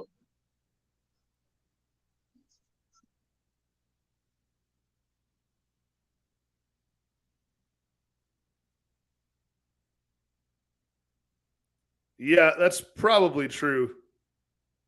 Khabib is probably he's probably slapboxing his wife Dana style right now. Look, he even got an accidental takedown and still didn't get it. Yeah. Khabib broke the TV already. Yeah. Yeah. All right. Well, there we are. Yep. Yeah. Something. Now this is a position he's gonna lose this position, isn't he? I'm hoping not. Congrats to everybody on the over 2.5. I know there was a lot of you guys. Congratulations on that. There you go. Good job. I did not have the balls to bet that. Oh, come on. Get reversed on the cage. Come on, man. What are you doing? We're gonna have a double champion, aren't we? Possible.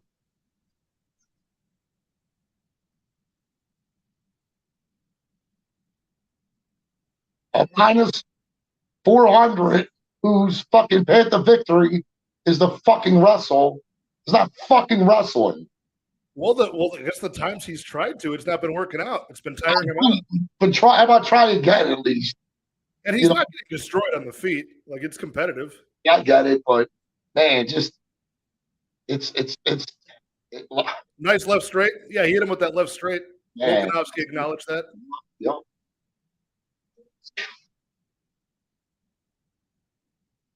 I'm telling you, normally, like even those small moments right there, Mushroom, like where Volkanovski slowly switched stances, that's usually when Islam would go for the takedown. When his feet are together, he'd normally shoot for that.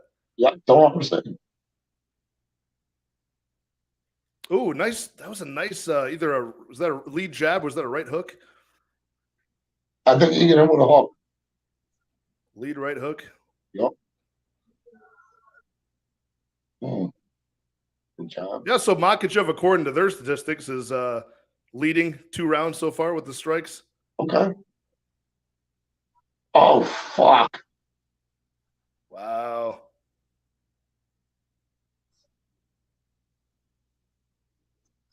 Yeah, he tripped him, knocked him down. We're going to see a round 4.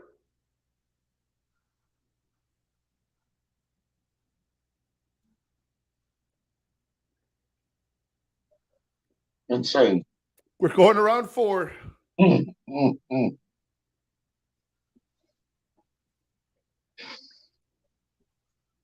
Rob saying scripted. It certainly, without the heavy takedown offense of Islam, it certainly seems like that, huh? Something to that one. Jenna with a Ric Flair. Woo! I mean, we're not going to see in round 4 and round 5. We're not going to see a heavy takedown offense suddenly appear from Islam, are we? I don't. It doesn't appear that way at all. With his mouth open. Look at Islam in the corner right now. We've never seen him look like that in the corner.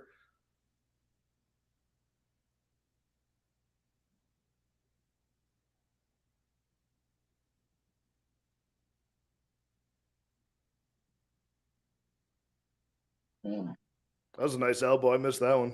No, I didn't see that either. I agree with Daz. Two rounds to 1 for Volkanovski. That's quite possible. Absolutely. I'm pretty sure. I'm saying. That's a good call, Daz, for sure. Because that's what I'm saying too. Yeah, there's not going to be a heavy wrestling output from Islam this late in the fight. He's going to keep doing what he's doing, and hopefully he wins. And every single round, the live odds swing in the favor of Volkanovski a little bit. Mm.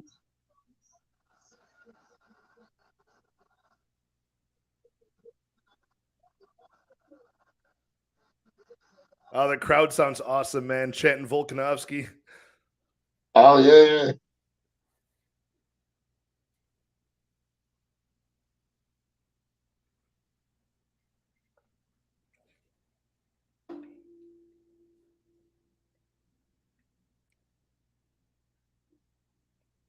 Man, he's getting pieced up a little bit. Yeah, What? Islam's getting one, but he's eating like two or three. Right. Exactly. And we've seen the judges tonight so far kind of prefer the striking selection, like the diversity, like leg, body, head over just the headhunters. That's part of what caused the demise of Takugov. He was headhunting the whole time, whereas Elvis Brenner was hitting body, leg, and head. Body up.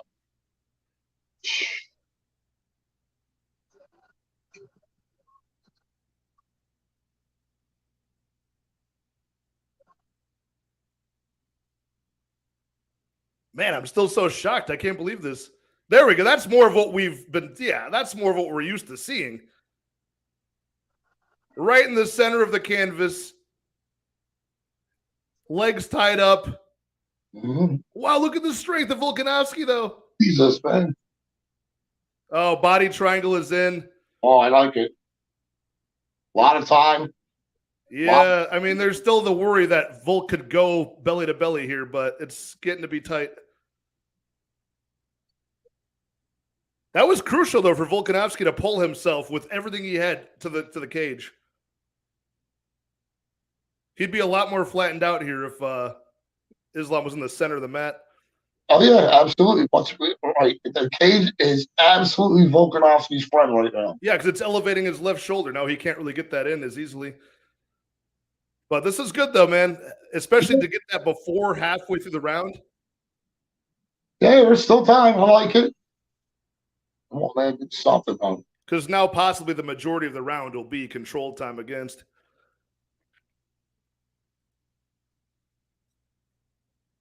Oh, yeah, Dominic Cruz is just saying that right now. He says he'd have a better chance if he wasn't against the fence. Right. Yeah, you call that one.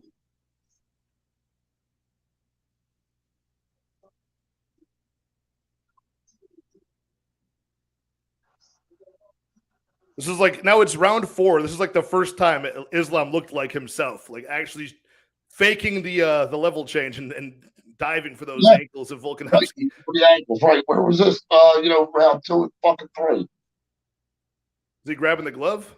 What's going on?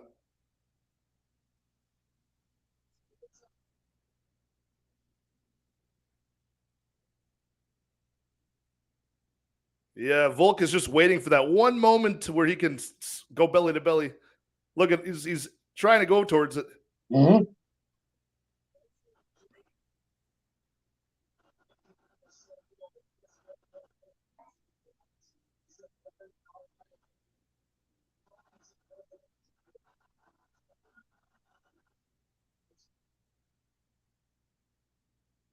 Wow. Making no progress, though. I mean, he doesn't need to. He's winning in this position, but still. Yeah, it doesn't, I still like a little bit of, if you're not going to get the choke, at least throw some fucking punches.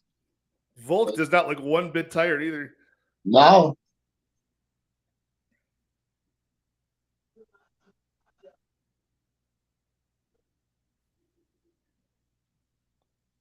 He's talking. They're flapping gums too. He's talking to him. He's yelling at him.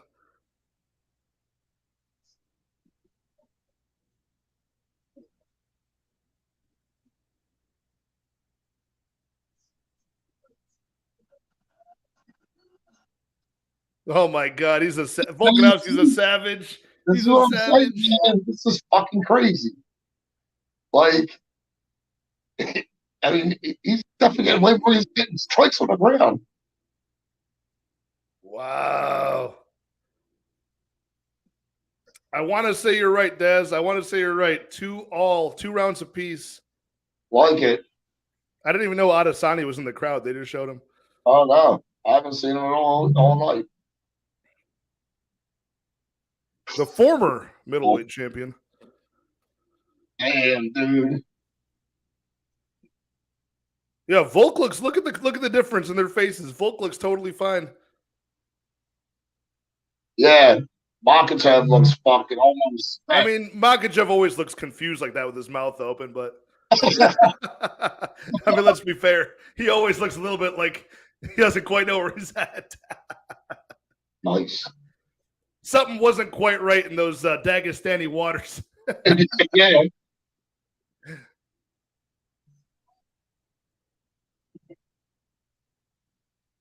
Wow, man. Yeah. And then you got the crowd behind you too, so unless Makhachev goes for that takedown immediately, he's losing this fight.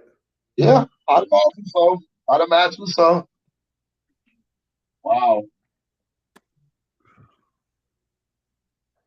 Yeah, I agree with you, Des. I think whoever wins this round wins this fight. My God.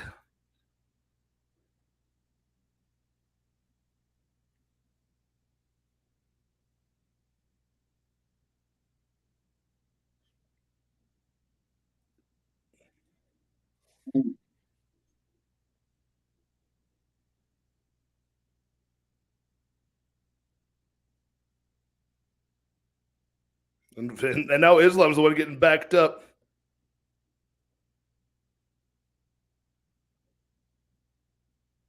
Yeah, Volk is in the driver's seat, man. Probably, man. Nice counter strikes, though. Mm. But like at this point, if you're getting stalked on, why are you not just diving for a leg? Right. Like worst case scenario, you eat a knee and you still secure the takedown.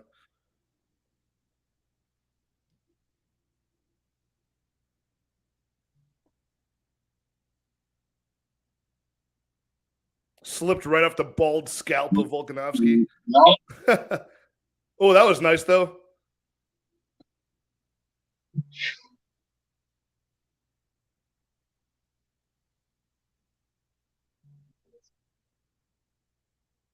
Man, it's about to go. It's going to go over 4.5.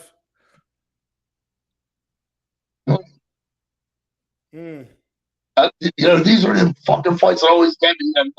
I can't imagine when it was minus whatever. There it is, right in the center. And he got back to his feet. Amazing. Man. Amazing. Oh, that's it, man. Fuck. The strength of Volkanovski. Incredible. That won the fight right there. Beautiful.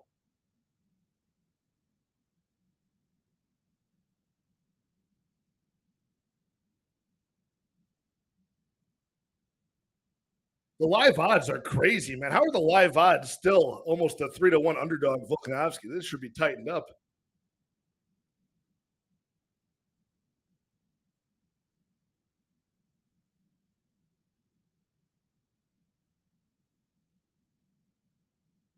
There's no way he completes this takedown.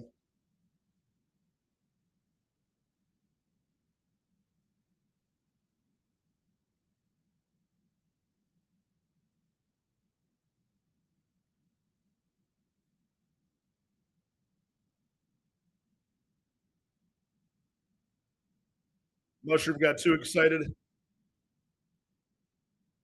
Guys, this fight is insane. I did not think it would play out this way.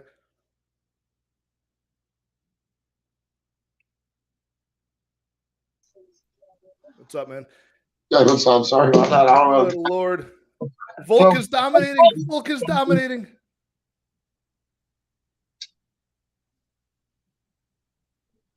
Yeah, Volk is winning this fight, man.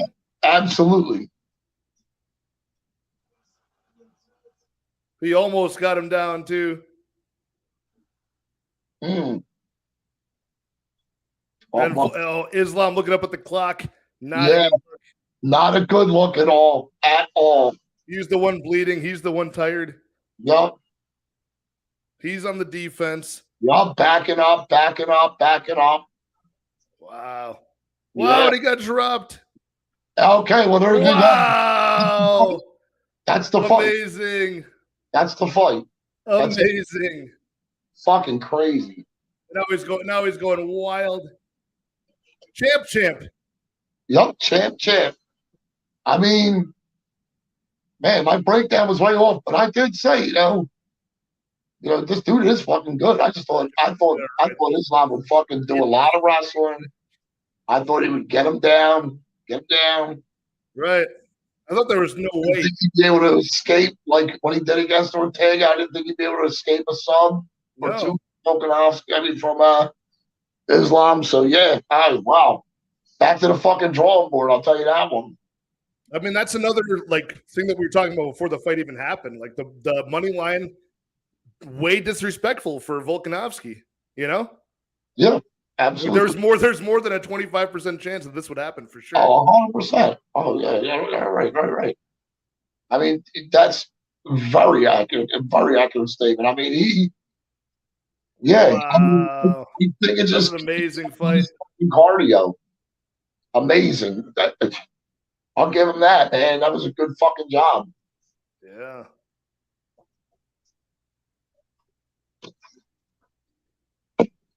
Wow. It was rounds 1 and 4 for Islam? Yeah, probably. I think one of my main card picks. Yeah. The Rodriguez Yair by finish, so didn't quite make I think 167 of my 500 back. So back to the fucking drawing board. Yeah. I'm gonna start fucking hard as fuck. You know what I mean? Man, incredible. I'll tell you what. Man, just there's a lot of people out there that I know in the community that were looking on Volkanovski. I mean, it's definitely not a bad look at it. How you let that number go, I don't know. I won't let something like that slip past me again. I'll tell you that much. Right. But yeah, man, I was 1.5 units up into this fight, had 2.5 units on it, so I'm down a unit. But hey, yeah, no, that's better than I did. Raise of addition for a good fight. Here, Patrick. Fucking right, brother. That was awesome, man. I'm glad for the opportunity, man. I really appreciate it. I'm glad, at least I got to at least co-host with you because, Cody couldn't show up. And hope everything's well with Cody. Hope he made some money tonight. And this was awesome. I do appreciate it, man. Anytime, for real. I appreciate you, man. It was so much fun watching the fights with you in the chat. And hey, we still got the decision. Let's see what the scorecard is. I get it. Hey, maybe a robbery goes our way for once. Look how tired. Oh, yeah, he looks like he's ready to die. Well, that's a mental note. Next time, you can judge the fight based on how they look right now. You get a prolific striker like Volkanovski against this guy, and then he's in fucking trouble. 49-46. That's Volk. Yep. Oh my God! It went our way. Get out of here! It went our way. What? Get out of here! I don't know. I'm sorry. That was holy shit, butLl take it. It went our way. They had a 49-46. That went our way. Yeah. All right, so my night's not big.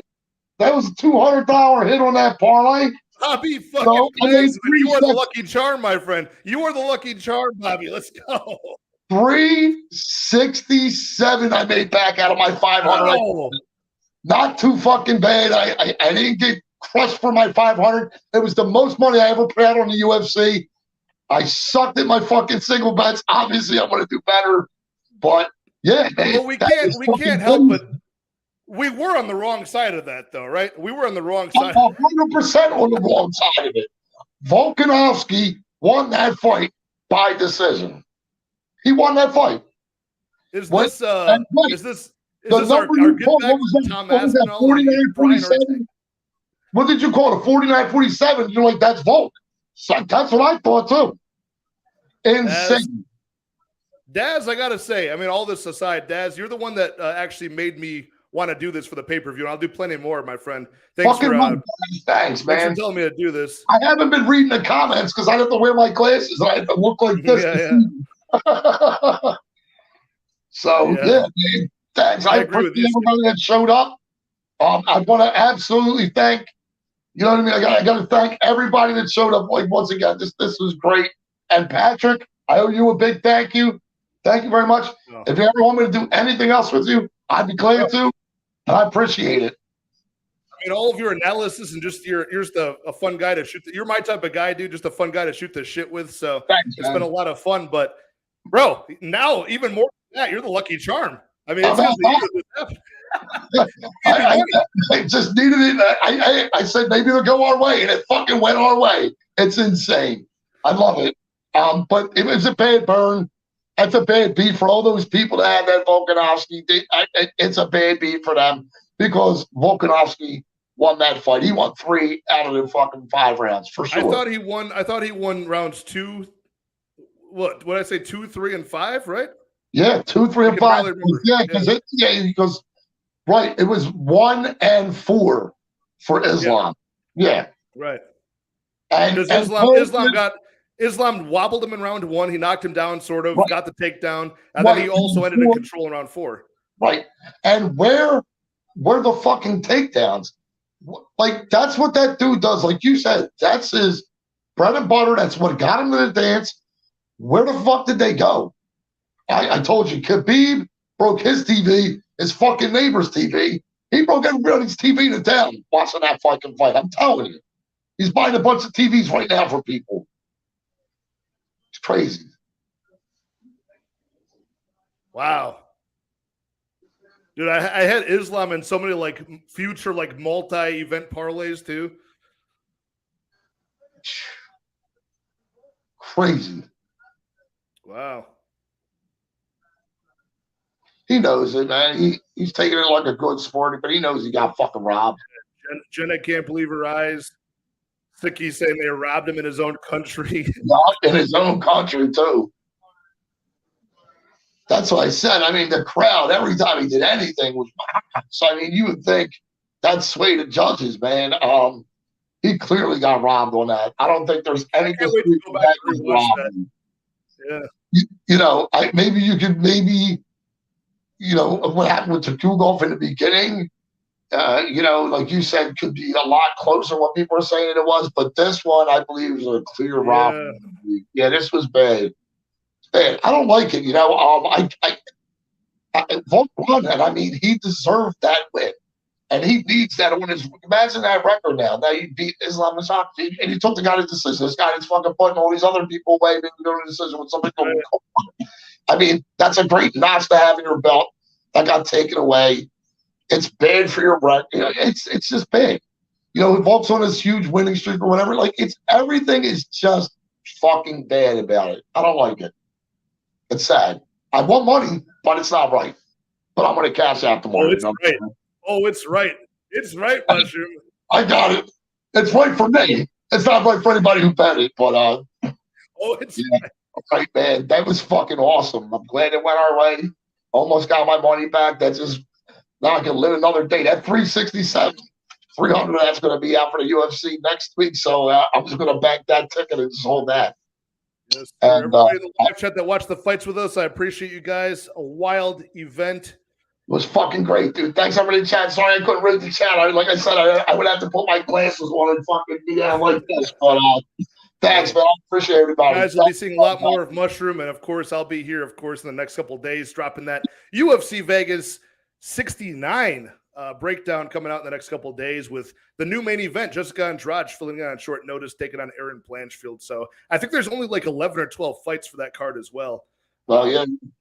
But it should be fun. I think Cody or Johnny is planning on doing a fight companion for that. So awesome. We'll keep you guys posted on Twitter. But everybody in the chat, I appreciate you guys. Hope you came out profitable, at least in some type of way. And if not, we'll get it next week. So, all right, you guys, have a good night. Cheers. Go Eagles.